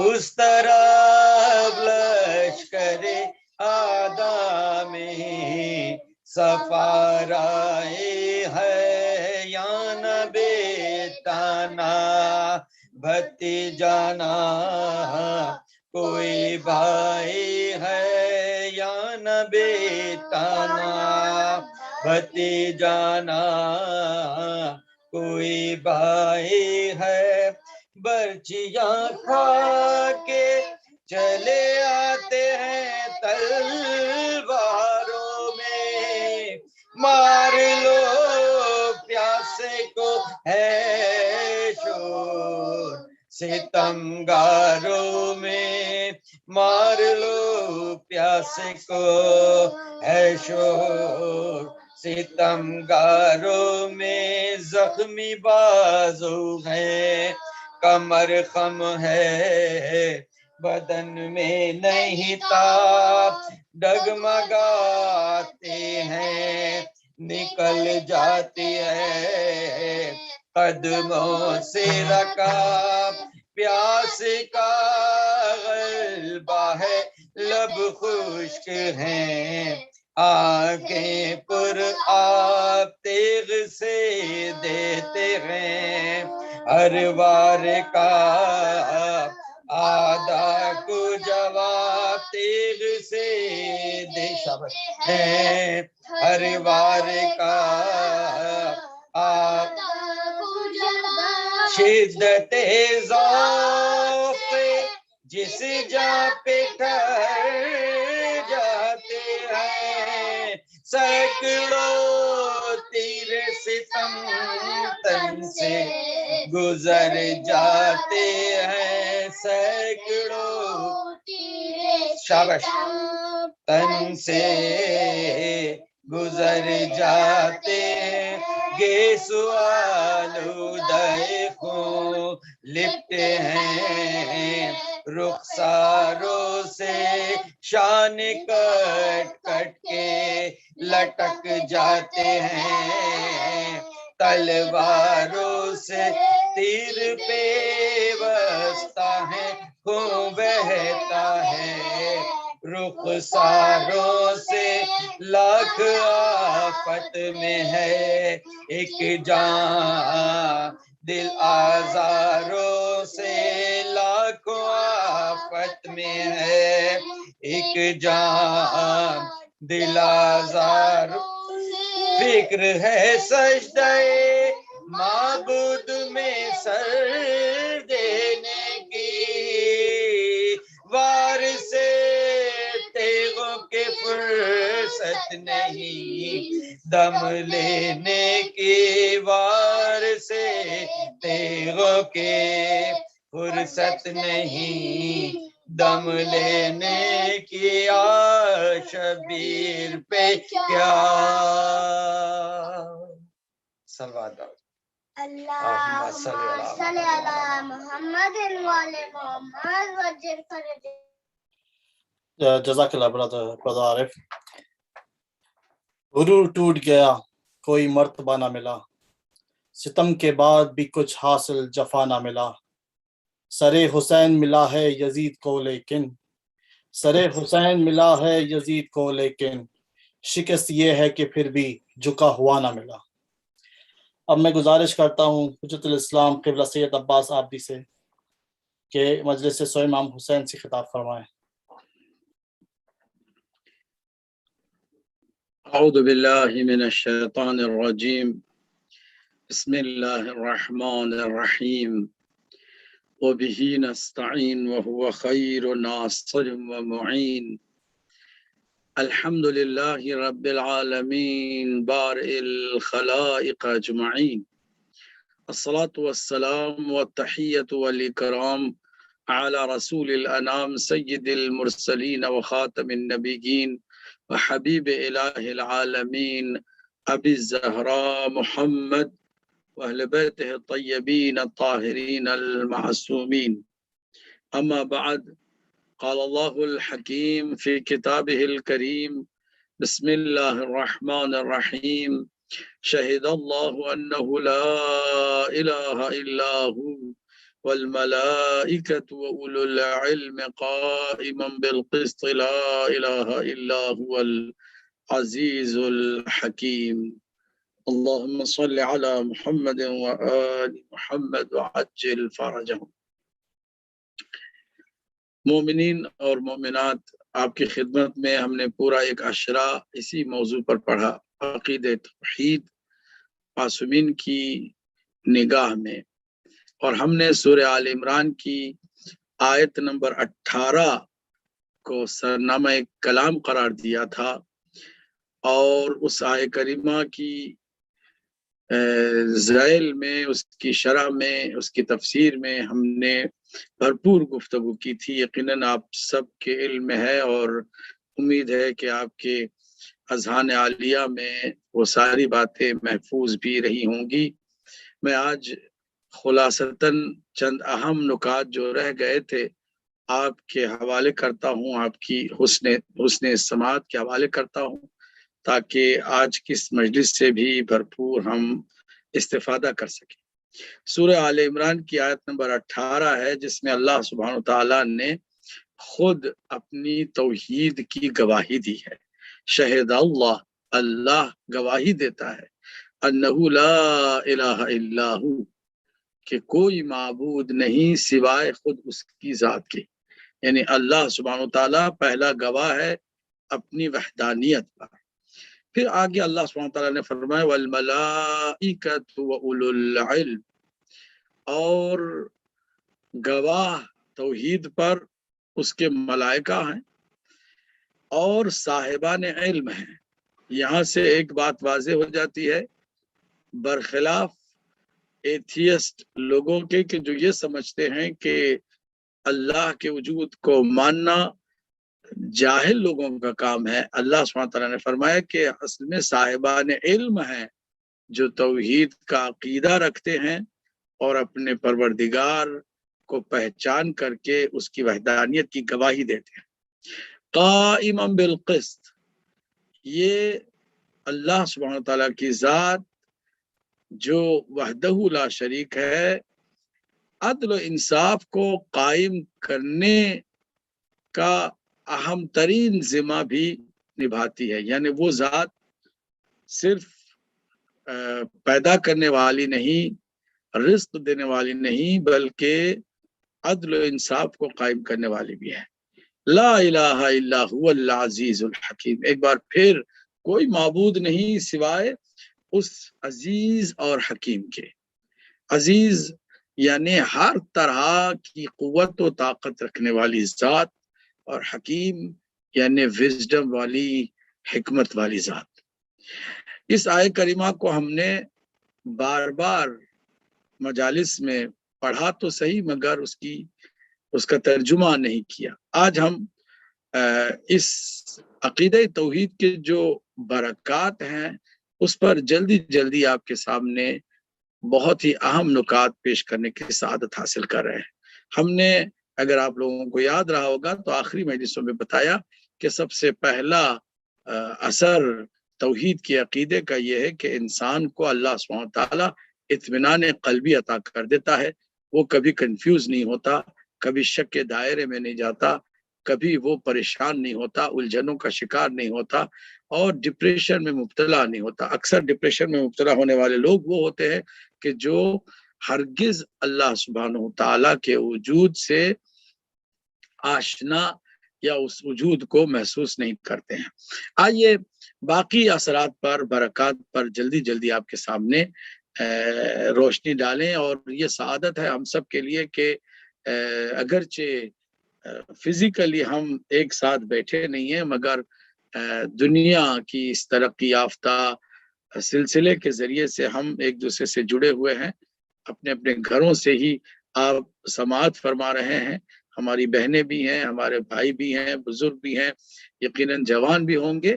تو میں چاہتا ہوں کہ باقی جو عقیدہ توحید کے برکات و آثار ہیں اس پر بھی روشنی ڈالی جائے۔ دوسرا اہم اثر توحید کے عقیدے کو رکھنے کا یہ ہے کہ انسان کو اللہ سبحانہ تعالیٰ निडर बना देता है, बाकी तमाम कुव्वतों से वो लापरवाह हो जाता है और किसी कुव्वत से वो मरऊब नहीं होता, कोई ताकत उसे झुका नहीं सकती, क्योंकि उसके अंदर तौहीद का अकीदा रासिख हो चुका है, वो अपने रब को मानता है, तो बाकी किसी कुव्वत और किसी ताकत से वो मरऊब नहीं होता। तीसरा अहम असर तौहीद के अकीदे का यह है कि उसके दिल में मोहब्बत परवरदिगार कूट कूट के भर जाती है। तौहीद का मतलब यही है कि अपने राज़िक को पहचान लें, अपने मालिक को पहचान लें और अब उस मेहरबान रहमान और रहीम को जान लें। जब एक दफ़ा आपने पहचान लिया कि वो हमारी माओं से ज़्यादा हम पर मेहरबान नहीं रखता है, वो करीम भी है, वही रहीम भी है, वही तमाम चीज़ों की खूबियों को हमारे हवाले करता है, तो इश्क भी उसकी ज़ात से हो जाता है। और एक मोमिन कि जिसको ये तौफीक हुई है कि वो अल्लाह सुब्हानहू व तआला की मारिफत रखे, तो मोहब्बत भी उसकी अल्लाह सुब्हानहू व तआला के लिए होती है और वो शदीद होती है। चुनाचे सूरह बकरा की आयत नंबर 165 में अल्लाह सुब्हानहू व तआला ने फरमाया, वल्लज़ीना आमनू अशद्दु हुब्बन लिल्लाह, जो लोग साहिबान ईमान हैं वो मोहब्बत के मामले में भी बहुत शदीद हैं। अशद्द हुब्बन लिल्लाह, किसके लिए? अल्लाह के लिए है। सारी मोहब्बतों की बुनियाद मोहब्बत परवरदिगार हो तो अकीदे तौहीद का मजा अकीदे रखने वाले को हासिल हो जाए। यानी तौहीद के अकीदे में तमाम मोहब्बतों का महवर और मरकज अल्लाह सुब्हानहू व तआला की जात है और कुछ नहीं है। यही वजह है कि हमें सिखाया गया कि एक मामूली वजू भी करो तो कहो कुर्बतन इलल्लाह, यानी अल्लाह से करीब होने के लिए, उसकी खुशनुदी के लिए, उसको राजी रखने के लिए। गुस्ल करो तो कहो कुर्बतन इलल्लाह, 2 रकात नमाज पढ़ो तो कहो कुर्बतन इलल्लाह, रोजा रखो तो कहो कुर्बतन इलल्लाह, हज पे जाओ तो कहो कुर्बतन इलल्लाह। यहाँ तक कि फरमाया कि अगर चाहते हो कि तुम्हारी सारी जिंदगी इलाही रंग में रंग जाए और तुम उसके महबूब बंदे बन जाओ, तो अपनी तमाम मोहब्बतों का मरकज अल्लाह की जात को करार दो। यानी अगर हम अनबिया से भी मोहब्बत करें तो अल्लाह की जात के लिए करें, अगर हम मौला अली से भी मोहब्बत करें तो भी उसकी बुनियाद अल्लाह की मोहब्बत को करार दें, अगर इमाम हुसैन अलैहिस्सलाम से भी मोहब्बत करें तो वो भी अल्लाह सुब्हानहू व तआला की खुशनुदी और उसकी रजा और उसकी मोहब्बत में हम मोहब्बत करें। यानी बाकी तमाम मोहब्बतों, घर से मोहब्बत इंसान को होती है, बच्चों से इंसान को मोहब्बत होती है, अपनी शरीक हयात से मोहब्बत होती है, अपने वतन से मोहब्बत होती है, अपने कबीले से मोहब्बत होती है, अपने भाई अपनी बहनों से मोहब्बत होती है, मगर इन तमाम मोहब्बतों का अगर मरकज व महवर अल्लाह की जात है तो फिर तो हमारी उन मोहब्बतों का भी बहुत ज्यादा हमें अज्र मिलेगा। फर्ज करें कि आप अपने बेटे को बाप होने के नाते या कोई माँ अपने बेटे को माँ होने के नाते ना चूमे और बोसा ना ले, बल्कि उस बोसे के वक्त भी नीयत ये हो कुर्बतन इलल्लाह की कि इस अपने लाल को भी मैं बोसा दूं अल्लाह की रजा के लिए, उसकी खुशनुदी के लिए। तो फिर वो बोसा लेना कोई जाती काम नहीं रह जाता, वो फिर बोसा दीन का हिस्सा बन जाता है, वो बोसा फिर इलाही रंग इख्तियार कर लेता है। हमें यही तो सिखाया गया है कि मोहब्बतों को तुम सारी की सारी अल्लाह सुब्हानहू व तआला की मोहब्बत में अपनाओ तो फिर उन मोहब्बतों का तुम्हें बेहतरीन सिला मिलेगा। वरना अगर इलाही रंग ना हो तो बाकी सारी मोहब्बतें आरिजी होंगी, वक्ती होंगी और फना हो जाने वाली होंगी। मगर अगर इश्क अली है, मौलाए कायनात की मोहब्बत हमारे दिल में है, तो हमें यह हुक्म है कि अल्लाह का शुक्र अदा करें। क्यों? क्योंकि उसकी वजह से ये दिल मोहब्बत के काबिल हुआ, मौला अली अलैहिस्सलाम की मोहब्बत के काबिल हुआ। इमाम हुसैन की अगर आज़ादारी हम करते हैं तो उस सैयदुश्शुहदा की आज़ादारी का जो हमें शरफ मिला है वो अल्लाह सुब्हानहू व तआला ने अता फरमाया है। तो हर चीज का सरचश्मा अल्लाह सुब्हानहू व तआला की जात हो تو پھر ہماری ہر محبت کا ہمیں لطف آئے۔ اب اس محبت کے بھی نتائج ہیں، کچھ تقاضے ہیں، ان میں سے پہلا تقاضا اللہ کے نبی کی اطاعت ہے۔ چنانچہ قرآن مجید میں آپ دیکھیں گے کہ اللہ سبحانہ وتعالیٰ نے فرمایا قل ان کنتم تحبون اللہ فاتبعونی، اے حبیب کہہ دیجئے ان لوگوں سے کہ جو کہتے ہیں ہم اللہ سے محبت کرتے ہیں، ان کنتم تحبون اللہ فاتبعونی، اس کے تقاضے کو بھی پورا کرے، اور وہ تقاضا یہ ہے کہ اپنے نبی کی اطاعت کرے، اتباع کرے۔ اب دیکھیے اسی اللہ کی محبت کے نتیجے میں محبت اور اطاعت رسول اللہ کی بھی واجب ہو جاتی ہے، اور جب رسول اللہ کی اطاعت واجب ہوتی ہے تو رسول اللہ صلی اللہ علیہ وآلہ وسلم نے فرمایا ہے کہ من اطاع علی فقد اطاعنی، کہ جس نے علی کی اطاعت کی اسی نے میری اطاعت کی، یعنی میری اطاعت کا حق بھی اس وقت تک ادا نہیں ہوتا جب تک کہ مولا علی کی اطاعت نہ کرو۔ تو پھر امت کو بھرپور انداز میں اللہ نے 1 by 1 سمجھا دیا ہے کہ اگر میری محبت کرنی ہے، مجھ سے محبت کرنی ہے، تو تمہیں اللہ کے نبی کی اطاعت کرنی ہوگی، اور جب اللہ کی نبی کی اطاعت کرنے چلو تو اللہ کے نبی فرماتے ہیں کہ جو علی کی اطاعت کرتا ہے حقیقت میں وہی میری اطاعت کرتا ہے۔ تو یہ وہ سلسلہ ہے، اور پھر مولا علی سے کوئی محبت کرے اور حسنین کریمین سے محبت نہ کرے تو یہ کیسے ممکن ہے؟ تو پھر حسنین کریمین کی بھی محبت مولا علی کی محبت کے بعد واجب ہو جاتی ہے۔ اسی طرح آگے سلسلہ چلتا ہے، اور صرف معصوم ہستیوں تک ہی نہیں رہ جاتا، بلکہ فرمایا کہ جو ہمارے محب ہیں وہ ہمارے محبوں کے بھی محب ہیں۔ تو معلوم یہ ہوا کہ اگر اہل بیت اطہار کے ہم چاہنے والے ہیں تو خالی اہل بیت اطہار کے چاہنے والے نہیں، بلکہ اہل بیت اطہار کے چاہنے والوں کے بھی چاہنے والے ہیں، کیونکہ یہ سارے ایک دوسرے سے جڑے ہوئے، ایک دوسرے سے جڑی ہوئی کڑیاں ہیں۔ اگر ہم اس پورے سلسلے کو سمجھیں تو یہ تقاضا محبت پروردگار ہے کہ رسول سے محبت کریں، رسول کی آل سے محبت کریں۔ اللہ نے تو رسول اکرم صلی اللہ علیہ وآلہ وسلم کی رسالت کا اجر ہی مودت اہل بیت کو قرار دیا۔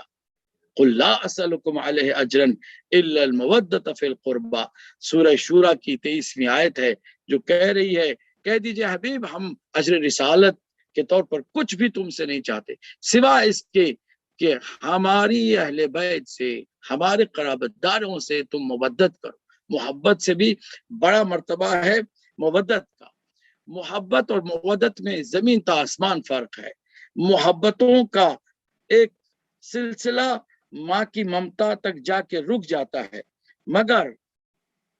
مگر جہاں ماں کی ممتا بھی قربان ہونے کو تیار ہو جائے وہاں مودت کی ابتدا ہوتی ہے۔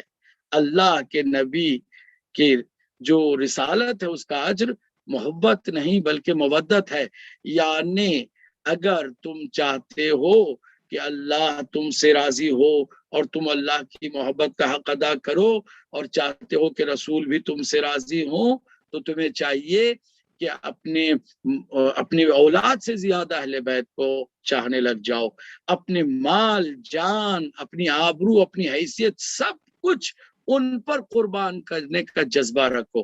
یہ ہے مودت۔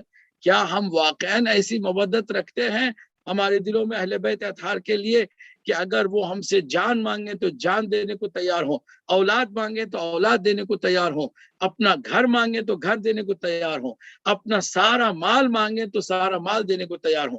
اگر واقعاً ایسی مودت ہمارے دل میں ہوگی تو امام زمانہ عجل اللہ تعالی فرجہ شریف کو غیبت میں رہنے کی ضرورت ہی نہ پڑے، کیونکہ اگر اس طرح کے لوگ دنیا میں ہوں کہ جو اپنا سب کچھ قربان کرنے کے لیے تیار ہیں تو پھر امام زمانہ عجل اللہ تعالی فرجہ شریف دنیا میں ظہور پذیر ہوں گے، اور پھر پوری کائنات کو اسی محبت کے خوبصورت منظر کے تحت لے کر آئیں گے اور دنیا عدل و انصاف سے بھر جائے گی۔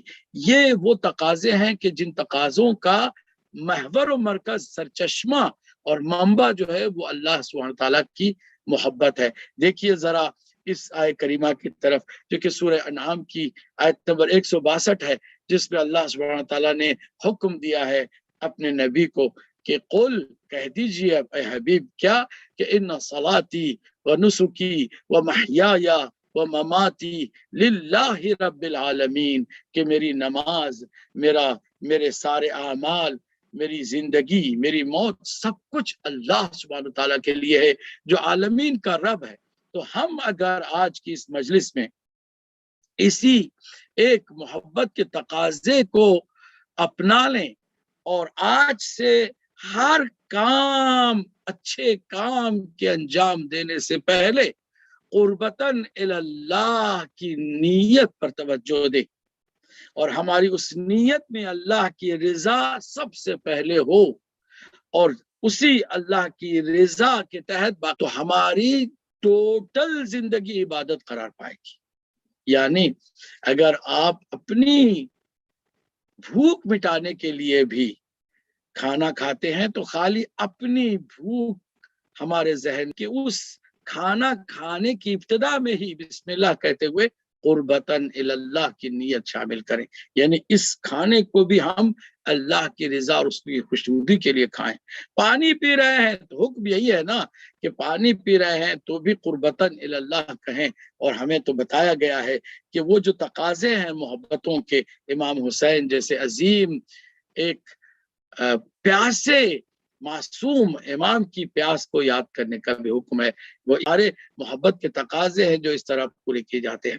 اگر آپ بزنس کے لیے کام پہ جاتے ہیں یا اپنی کسی ملازمت میں جاتے ہیں، کوئی آپ جاب کرنے کے لیے جاتے ہیں، آپ یا شاپنگ کے لیے جاتے ہیں، ہماری بہنیں جائیں یا ہمارے بھائی جائیں، تو بھی آپ قربتاً اللہ ذہن میں لے کر آئے تو آپ کی وہ شاپنگ دین کا کام قرار پائے گی، عبادت قرار پائے گی۔ آپ کی ڈرائیونگ عبادت قرار پائے گی اگر آپ نے اسٹیئرنگ پر بیٹھتے ہی کہا میں چلا رہا ہوں قربتاً اللہ، اس چلانے کے پیچھے بھی میں اللہ کی رضا چاہتا ہوں۔ اگر ہمارا ایسا کام ہوگا تو ہماری زندگی ٹوٹل اللہ سبحانہ تعالیٰ کی محبت پر مبنی ہوگی اور ہمارا ہر لمحہ عبادت قرار پائے گا۔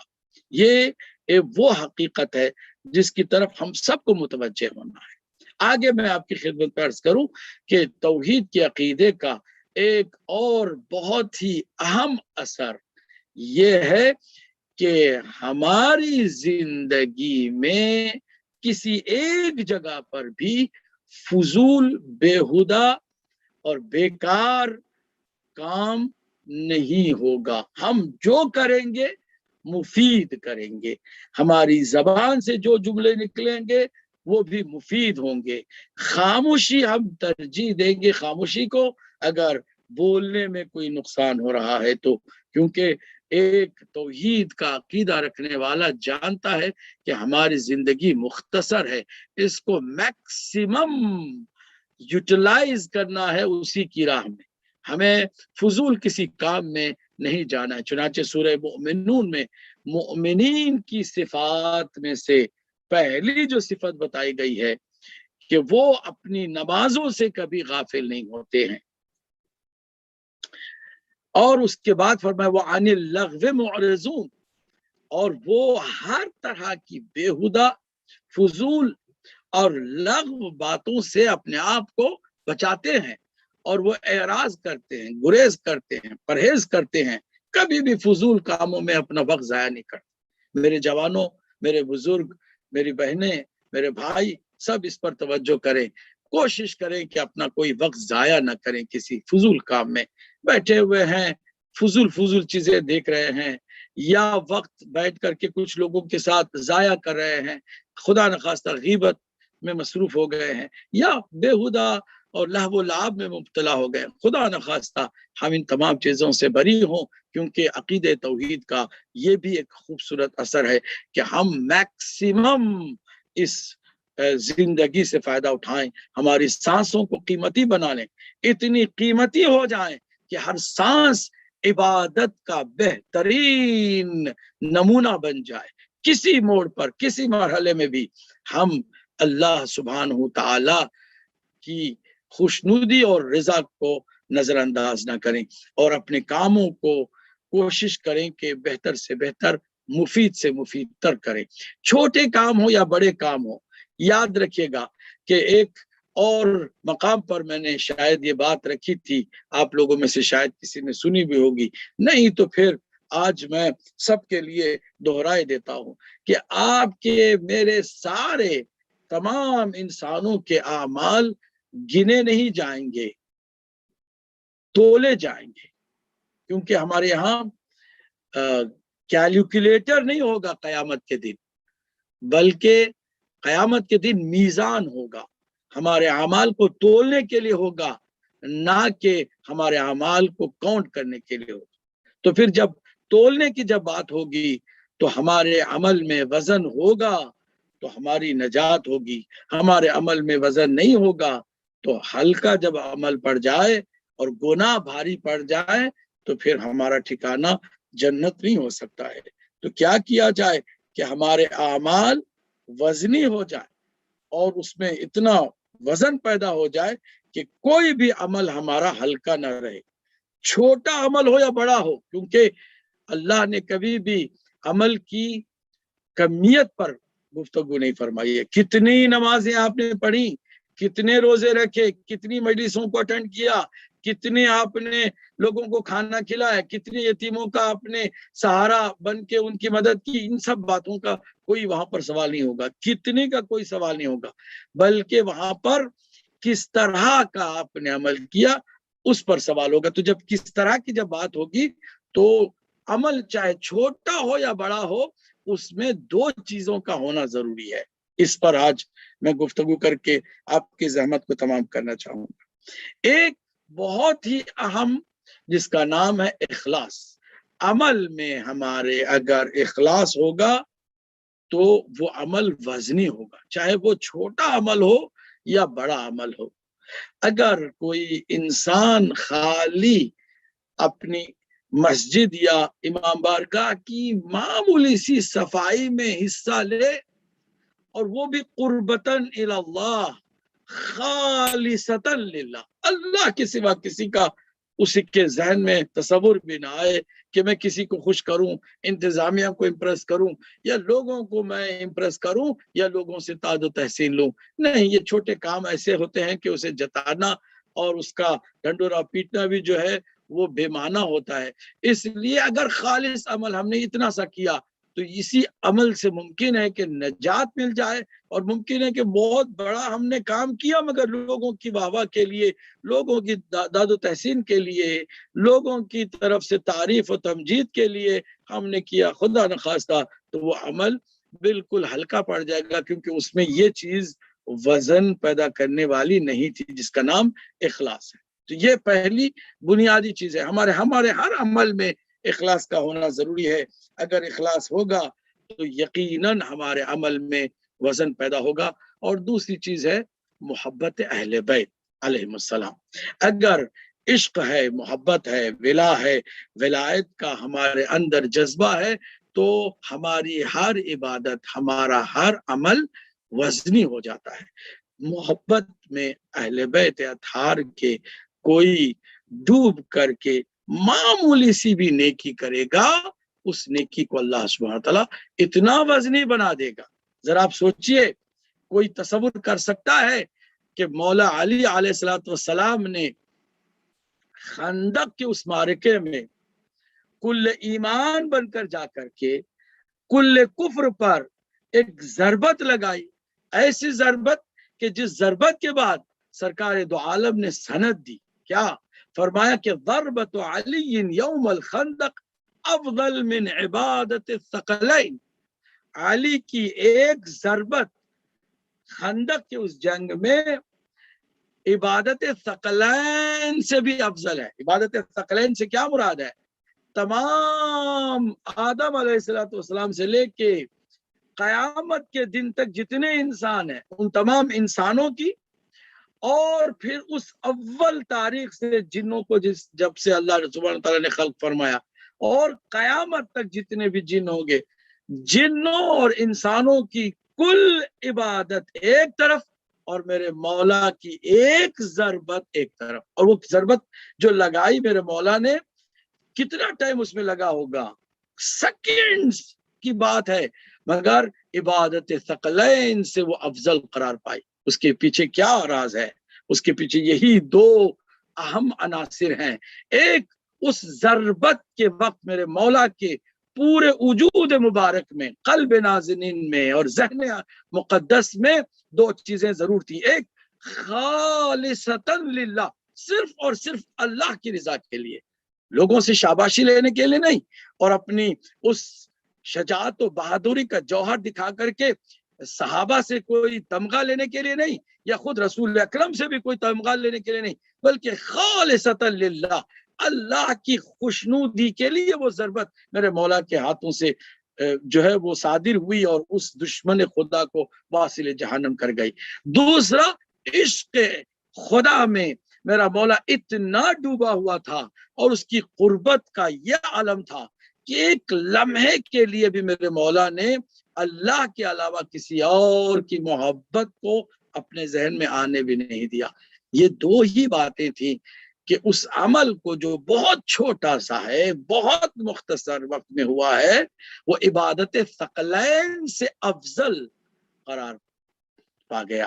اور اس عمل کو آپ دیکھیں گے تو آپ اس سے اندازہ لگائیں گے کہ ہمیں اگر اللہ سبحانہ وتعالی توفیق دے کہ ہم اپنے ہر عمل میں ان دونوں باتوں کا خیال رکھیں, ایک اللہ کی رضا اس میں ہو, اور دوسرے ہمارے اندر کوشش ہو کہ محبت ہو اہل بیت اطہار علیہ السلام کی, کیونکہ انہی کی محبت میں اللہ کی محبت ہے اور اس کے رسول کی محبت ہے. مودت اہل بیت اجر رسالت اسی لیے قرار پایا ہے.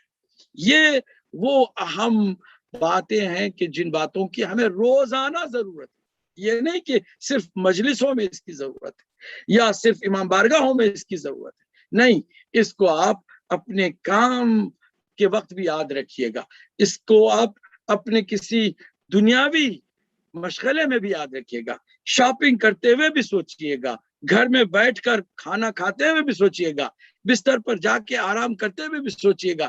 ہر موڑ پر آپ کو یہ سوچنا ہے کہ ہمارے کام ہم چاہیں تو اتنے زبردست وزنی بن جائیں, ہر چھوٹی چھوٹی نیکی ہماری اتنی بھاری بن جائے کہ قیامت کے دن ہمیں کسی اور کا سہارا ہی لازم نہ ہو, بلکہ ہم خود ان ہستیوں کے اتنے قریب چلے جائیں کہ وہ ہمیں دیکھیں تو فخر کریں کہ مرحبا اے میرے شیعو, تم نے اپنے اعمال کو بہت وزنی بنا کر کے آج ہمیں خوش کر دیا, ہمیں تم نے اتنا شاد کیا کہ تمہارے اس عمل کے اعمال نامے کو ہم دیکھ رہے ہیں, تو ہمیں اللہ کی بارگاہ میں بھی سرخرو ہونے کا موقع دیا جا رہا ہے.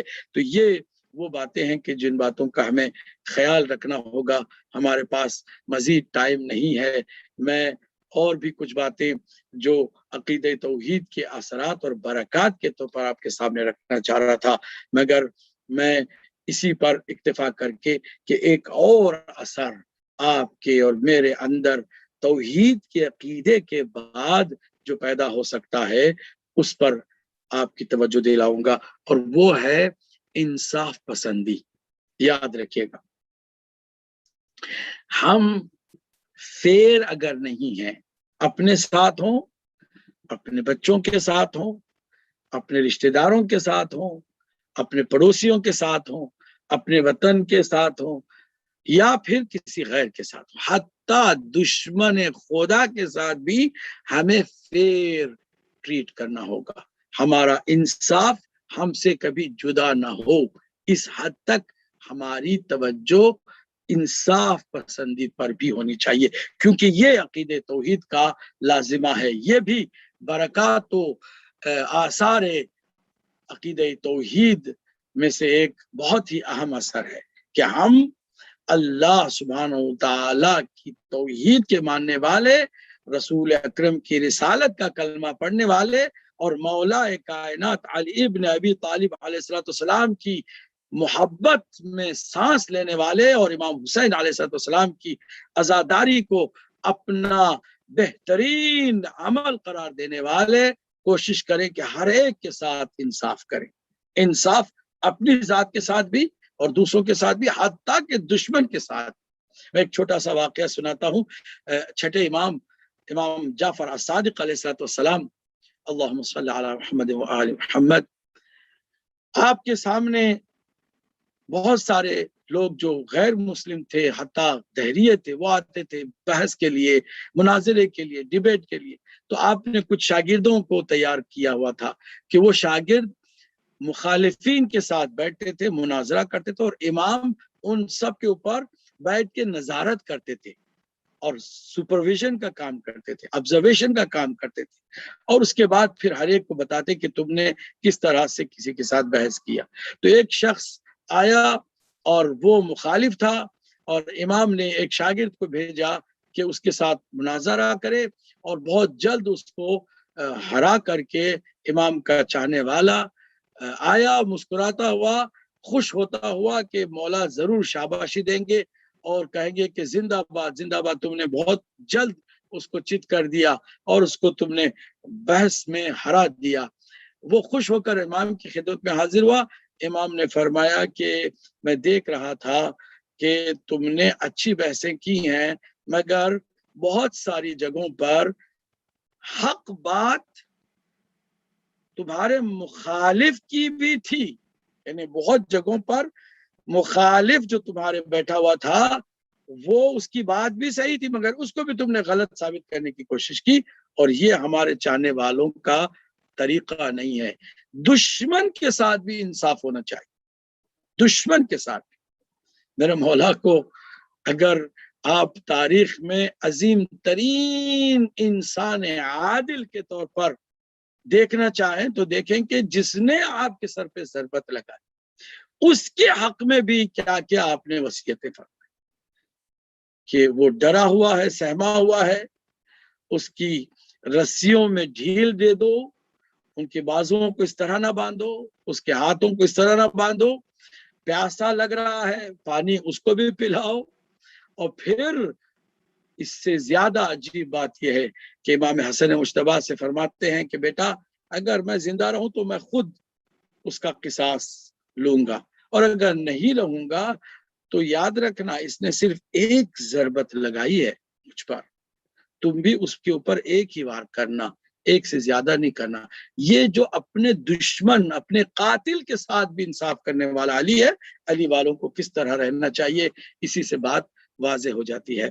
میں زیادہ وقت آپ کا نہیں لینا چاہتا، یہی ایک انصاف کی بات کو یہاں ذرا سا ایک اور مثال کے ذریعے سے آپ کے سامنے رکھوں اور تمام کروں زحمت کو، کہ عام طور سے آپ نے دیکھا ہے کہ ہمارے یہاں جب کوئی مر جاتا ہے تو اچھے الفاظ میں اس کو یاد کیا جاتا ہے اور بہت اچھی بات ہے، اور پھر جب نماز اس کی جو ہے جنازے کی نماز برپا ہوتی ہے تو نماز جنازہ میں 5 تکبیریں ہوتی ہیں۔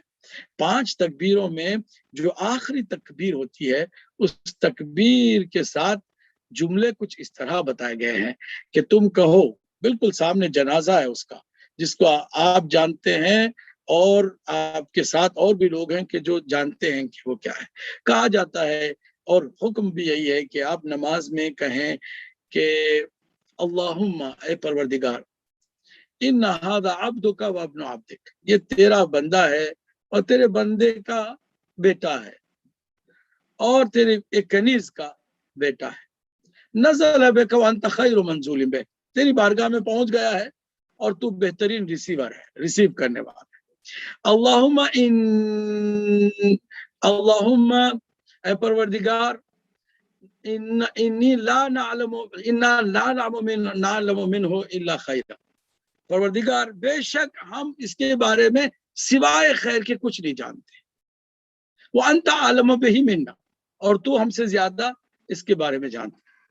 سوال یہاں پر یہ پیدا نہیں ہوتا کہ جس کے نماز جنازہ میں ہم کھڑے ہو کر پڑھ رہے ہیں کہ کیا واقعاً ہم یہ جو جملہ کہہ رہے ہیں وہ صحیح جملہ ہے کہ انا لا نعلم منہ الا خیرا، کہ ہم اس کے بارے میں سوائے خیر کے کچھ نہیں جانتے۔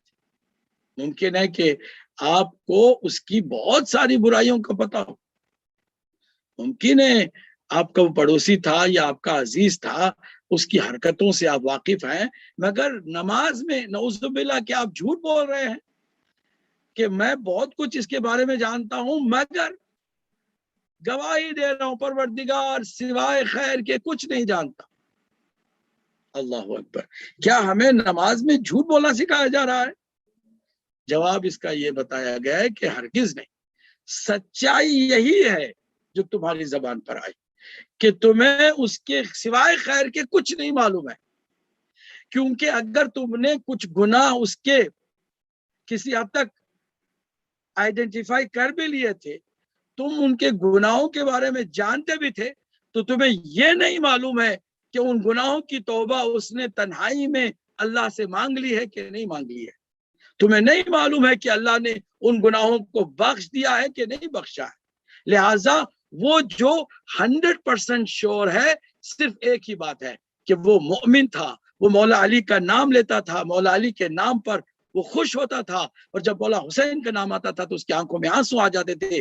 یہ کنفارم ہے جس کو خیر کہا گیا ہے، یعنی عشق رسول و آل رسول کو خیر کہا گیا، بس اسی ایک خیر کے بارے میں تمہیں کنفارم ہے کہ وہ اس کے پاس تھا، باقی گناہ کے بارے میں تمہیں کچھ نہیں معلوم ہے کہ گناہ کے بعد اس نے توبہ کی ہے کہ نہیں کی ہے، اور جب یہ ڈاؤٹ فل ہو جائے تو پھر اس کو ہرگز علم کے طور پر نہیں بیان کیا جا سکتا۔ اس لیے تمہارے لیے حکم ہے کہ کیا کہو کہ انا لا نعلم منہ الا خیرا، ہم گواہی دیتے ہیں پروردگار بے شک اس کے بارے میں کچھ نہیں جانتے سوائے اس کے کہ خیر رکھتا تھا، یعنی وہ عشق رسول اللہ کا اور آل رسول کا اس کے اندر پایا جاتا تھا۔ میرا سوال آپ کے سامنے یہ ہے کہ جب ہم مرنے والوں کی نماز میں ایسا پڑھتے ہیں اور اس کی ہر گناہ کو اگر ہے بھی ذہن میں تو نظر انداز کر کے کہتے ہیں کہ سوائے خیر کے کچھ نہیں جانتے، تو زندہ انسانوں کے بارے میں ایسا ہی کیوں نہیں ہم سلوک کرتے؟ کیوں نہیں ہم برتاؤ کچھ اسی طرح کا رکھتے؟ کیوں ہم کسی کے ایک گناہ کو دیکھتے ہیں تو اس کو نظروں سے گرا دیتے ہیں، اس کو اپنی فکر و ذہن سے گرا دیتے ہیں، اور پھر اس کو اتنا گندا سمجھتے ہیں کہ پھر کبھی بھی وہ ہماری نگاہوں میں عزت والا نہیں رہ جاتا؟ کیوں ایسا ہم کرتے ہیں؟ یہ انصاف کے خلاف ہے نا۔ انصاف یہ ہے کہ اگر کسی کا گناہ بھی دیکھ لیا ہے تو چونکہ ہمیں نہیں معلوم کہ اس کے بعد اس نے پشیمان ہو کر ندامت کے ساتھ توبہ کر لی ہے کہ نہیں کر لی ہے، ہمیں اس گناہ کے بارے میں کسی کے سامنے تذکرہ تک کرنا جائز نہیں ہے۔ یہی وہ درس ہے کہ جو ان تمام مجالس سے ہمیں اٹھانا ہے اور اپنی زندگی میں اس کو شامل کرنا ہے۔ انصاف پسندی ہر ایک کے ساتھ، حتیٰ دشمن کے ساتھ، ایک اہم عقید توحید کا جو ہے اثر تھا جس کی ہم نے تفصیلات آپ کے سامنے رکھی۔ ٹائم ہمارے پاس مزید نہیں رہ گیا ہے، میں 2-4 جملے ضرور عرض کروں گا کہ جب مولا حسین علیہ السلام کی شہادت واقع ہو گئی، جب میرے مولا حسین علیہ السلام کو عصر عاشور کند خنجر سے ذبح کر دیا گیا، جب نو کے نیزے پر سرائے شہداء اٹھائے گئے، اور جب خیموں میں آگ لگا دی گئی، شام غریباں ان اسیروں، ان بیواؤں کو اسیر کر لیا گیا، اور پھر جب 11ویں محرم آئی ہے تو ہاتھوں میں رسی باندھ کر کے ان کو قیدی بنا کر کے وہاں سے لے جایا گیا، تو ذرا تصور کیجئے کہ کن حالات میں ایسا ہوا۔ جناب زینب کبریٰ سلام اللہ علیہا کو جب خبر ملی کہ آپ کو قیدی بنایا جا رہا ہے، ہاتھوں میں رسیاں باندھی جائیں گی، آپ کو لے جایا جائے گا، تو آپ نے سید سجاد سے فرمایا تھا میرے لال ان سے کہنا کہ ہمیں لے جائیں مگر مقتل کے درمیان سے نہ لے جائیں، کیونکہ میرے بھائی کی وہ حالت مجھ سے دیکھی نہیں جائے گی، اور میں اب تک جو صبر کرتی آ رہی ہوں شاید صبر کا پیمانہ لبریز ہو جائے، لہٰذا بیٹا ان سے کہنا کہ کسی اور طرف سے لے جایا جائے، درمیان مقتل سے نہ لے جایا جائے۔ مگر ظالموں نے بالکل اس کا الٹا کیا، مقتل کے درمیان سے بیویوں کو گزارا گیا۔ جب زینب کی نگاہیں اس لاش بے سر پر پڑی اور اس حالت کو دیکھی بے اختیار گھوڑے سے زمین پر گر گئی. عزاداروں گر کر کے عجیب و غریب آپ نے نوحہ پڑھا, رخ کیا مدینے کا, فرمایا یا نبی اللہ صلی علیہ ملیک السماء وہذا حسین مرمل بالدماء. اے نبی خدا ہے میرے نانا, آپ پر ملائکہ کا بھی سلام ہو. آئیے دیکھیے بایا, ایسی حالت میں ہمیں اسیر کر لیا گیا ہے, ہمارے بازوؤں میں رسی باندھ دی گئی ہے. یہ بہت ہی دردناک جملہ جناب زینب کبریٰ سلام اللہ علیہ کا. عزادارو تاریخ میں یہ ملتا ہے کہ جب کچھ بچے تھے تو ان بچوں کو ناکوں پر ماؤں کے ساتھ بٹھایا گیا تھا. بغیر اماری کے بچوں کو بٹھایا جاتا ہے تو بچے سنبھل نہیں پاتے ہیں, بار بار گر جاتے ہیں. اس میں سے ایک سکینہ بھی ہے. عزادارو بس اس پر جملے کو تمام کروں اور آپ کی زحمت بھی تمام کروں. گھر بیٹھے آپ سن رہے ہیں, مگر تصور کیجئے کہ جب 11 محرم کو قافلہ اسیر ہو کر لے جایا گیا تھا تو اس بچی کو جو ماں کے ساتھ ایک ناقے پر بٹھایا گیا تھا, بار بار وہ بچی گر جاتی, اور جب بچی گر جاتی تو قافلہ رک جاتا, اور قافلے کو تیز لے جانے میں رکاوٹ پیدا ہوتی. تو ایک ظالم سے کہا گیا کہ کیا کیا جائے. شیو نے کہا مجھے اس کی ترکیب آتی ہے, اب میں ایسا کروں گا کہ اس کے بعد وہ بچی کبھی نہیں گرے گی. عزادارو آپ کے گھر میں بھی کوئی بچی ہوگی, تصور کرے کہ ان ظالموں نے سکینہ کے ساتھ کیا کیا. ننگی پشت پر ناقے کے لٹا کر کے رسی باندھ دی گئی.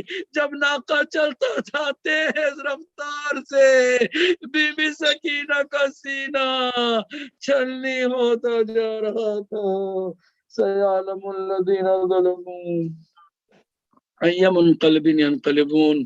پروردگارہ ہماری اس مختصر سی عبادت کو قبول فرما, ہمارے کوتاہیوں لغزشوں کو معاف فرما.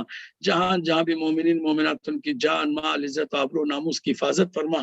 پروردگارہ حسینی اسلامک مشن کی انتظامیہ میں جتنے لوگوں نے محنت کی ہے اور جتنے والنٹیئرز تھے جنہوں نے محنت کی, پروردگار ان سب کی محنتوں کا بہترین صلہ عطا فرما, ان کے گھروں کو آباد فرما. جو حسین کے گھر کو یاد کر کے ان کے تذکرے کو زندہ رکھتے ہیں, پروردگارہ ہمارے والی وارث امام زمانہ کے ظہور میں تعجیل فرما. ہم سب کو امام کے آوان انصار میں شمار فرما. بحق محمد و اہل بیت الطیبین الطاہرین المعصومین. بہت بہت شکریہ قبلہ. اب میں گزارش کروں گا عارف بھائی سے کہ کچھ الوداعی جملے پیش کریں پلیز. السلام علیکم مومنین. الحمدللہ ہمارا پہلا عشرہ محرم کا 1483 ہجری کا ختم ہوا, 43 ہجری کا 2021 کا. بہت کامیابی سے ختم ہوا. بہت اچھا فیڈ بیک ملا. ہم تمام شکر گزار ہیں ان لوگوں کے جنہوں نے ہمیں ای میل کیے, واٹس ایپ میسیجز کیے اور ہماری محنتوں کو سراہا. ساتھ ہی ساتھ میں یہاں پر شکر ادا کرنا چاہوں گا ہمارے انگلش اسپیکر برادر ذکی رضوی اور قبلہ عباس عابدی صاحب, جنہوں نے ماشاءاللہ سے مومنین کے خدمت میں بہت ہی اچھے عنوان کے مطابق اپنے لیکچر پیش کیے, حدیثیں پیش کی. اس کے بعد میں جتنے بھی ہمارے سوز خان حضرات ہیں جنہوں نے نہو خان ہیں جنہوں نے حصہ لیا اس عشرے میں, ان کا بھی شکر گزار ہوں. مومنین ہمارے جو مومنین ہیں جو اس عشرے میں شرکت نہیں کر سکے, کووڈ کی وجہ سے رجسٹریشن نہیں کر سکتے, ان سے ہم معذرت خواہ ہیں. تمام والنٹیئرز جنہوں نے ہمارے بڑھ چڑھ کر کام کیا, اسپیشلی کچھ ایسے بھی لوگ تھے جو نظر میں آئے میری, جو والنٹیئر لسٹ میں تھے لیکن انہوں نے اپنا بھرپور حصہ ڈالا اس عشرے کو کامیاب بنانے کے لیے. ان میں مجھے چاہیے کہ میں ان کا نام لوں. شمیم بھائی ہمارے یاور, سید یاور عباس صاحب بھائی ہیں, وہ انہوں نے بہت جب چاہا کھڑے ہو کے کام کیا ہمارے ساتھ شانہ بشانہ. اس کے ساتھ ہی ہماری جتنے بھی والنٹیئرس ہیں اور ہماری آئی ٹی ٹیم ہے, خاص طور پہ شاداب بھائی اور برادر میر حیدر, مہدی اور جتنے بھی ہمارے ینگ والنٹیئرس ہیں, ان سب کا میں شکر گزار ہوں کہ انہوں نے اس عشرے میں بھرپور اپنے خدمات ڈالی, حصہ ڈالا اور عشرے کو کامیاب بنایا. ساتھ ہی ساتھ وہ لوگ جنہوں نے اسپانسر کیے تبرک, ان کا میں بہت تہ دل سے مشکور ممنون ہوں. تو اس میں ایک نام لینا ضرور چاہوں گا میں, جو کہ پچھلے دو دہائیوں سے تقریباً وہ امام کی خدمت کر رہے ہیں. عاشور کے دن ان کی طرف سے تب فاقہ شکنی کا کھانا آتا ہے. سید اعجاز نقوی صاحب انہوں نے مجھ سے وعدہ کیا کہ عارف میں جب تک زندہ ہوں حسینی اسلامک مشن کے مومنین کی خدمت کرتا رہوں گا جب تک میں زندہ ہوں. فاقہ شکنی کا انتظام میں ہی کروں گا. تو میں ان کا بہت تہ دل سے مشکور ممنون ہوں کہ انہوں نے اتنی بڑی ذمہ داری لی. مولا ان کو صحت و سلامتی کے ساتھ ہمارے سروں پہ قائم و دائم رکھے اور وہ اپنا اسی طرح حصہ ڈالتے رہیں. ساتھ ہی ساتھ مومنین جو کووڈ کی وجہ سے رجسٹریشن نہیں کر سکے، ایک مرتبہ پھر میں ان سے معذرت خواہوں. اور اگر ہم لوگوں سے کوئی بھی غلطی ہو گئی ہے کسی مینجمنٹ سے کسی والنٹیئر سے، میں معافی کا طلبگار ہوں. میں ان سے گزارش کروں گا ہمیں معاف فرمائیں اور ہم کوشش کریں گے کہ انشاءاللہ نیکسٹ ٹائم ہم ان کو کوئی پریشانی نہ ہو. دعا کریں کووڈ نہ ہو تو ہم زیادہ سے زیادہ لوگوں کو مینیج کر سکتے ہیں.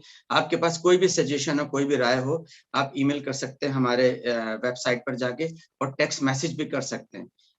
بالکل ہمیں سجیشن کی ضرورت ہے آپ کی مزید پروگرام کو کامیاب بنانے کے لیے. آگے ہمارا ارمئی کا اشر آ رہا ہے، اس میں ہمیں والنٹیئرس کی بھرپور ضرورت پڑے گی اور آپ لوگوں کے تعاون کی بھی ضرورت پڑے گی. جن لوگوں نے تعاون کیا اس اشرے میں ان کا تہہ دل سے مشکور و ممنون ہوں اور امید کرتا ہوں کہ اسی طرح وہ ہمارے ساتھ کھڑے رہیں گے. میں ہوں یا نہ ہوں، کوئی بھی مینجمنٹ ہو، حسینی مشن کی خدمت جاری اور ساری رکھیے گا. میں آپ لوگوں سے ایک مرتبہ پھر گزارش کروں گا کہ ہمارے وہ مائیں بہنیں جنہوں نے خواتین کا اشرہ بہت زیادہ کامیاب بنایا، وہ ذاکرائیں جنہوں نے ماشاءاللہ سے بہت اچھے اپنے لیکچر دیے، حدیث سے ینگ بچیوں کو نوازا، ان کو نالج میں اضافہ. کہ میں ان تمام ذاکراؤں کا، سوز خان خواتین کا، نوخان خواتین کا تہہ دل سے مشکور و ممنون ہوں کہ انہوں نے اس مینجمنٹ کے ساتھ بھرپور تعاون کیا اور اس اشرے کو کامیاب بنایا اور اس پرصداری میں جناب سیدہ کو ان کے مظلوم لال کا بڑھ چڑھ کر پرسہ دیا. شکریہ. بہت بہت شکریہ عارف بھائی. اگین کوئک ریمائنڈر کہ کل ہمارا انشاءاللہ Q&A سیشن انگلش میں ہوگا جس سے بدر ذکی آپ کے سوالات کے جواب دیں گے. اب آپ اپنے سوالات میسج بھی کر سکتے ہیں اور we will ask those questions in the session tomorrow. Zoom اس کے جو زوم لنک ہے انشاءاللہ ابھی تھوڑی دیر میں ایشو ہو جائے گا within an hour I believe. Thank you so much everyone. شکریہ. خدا حافظ.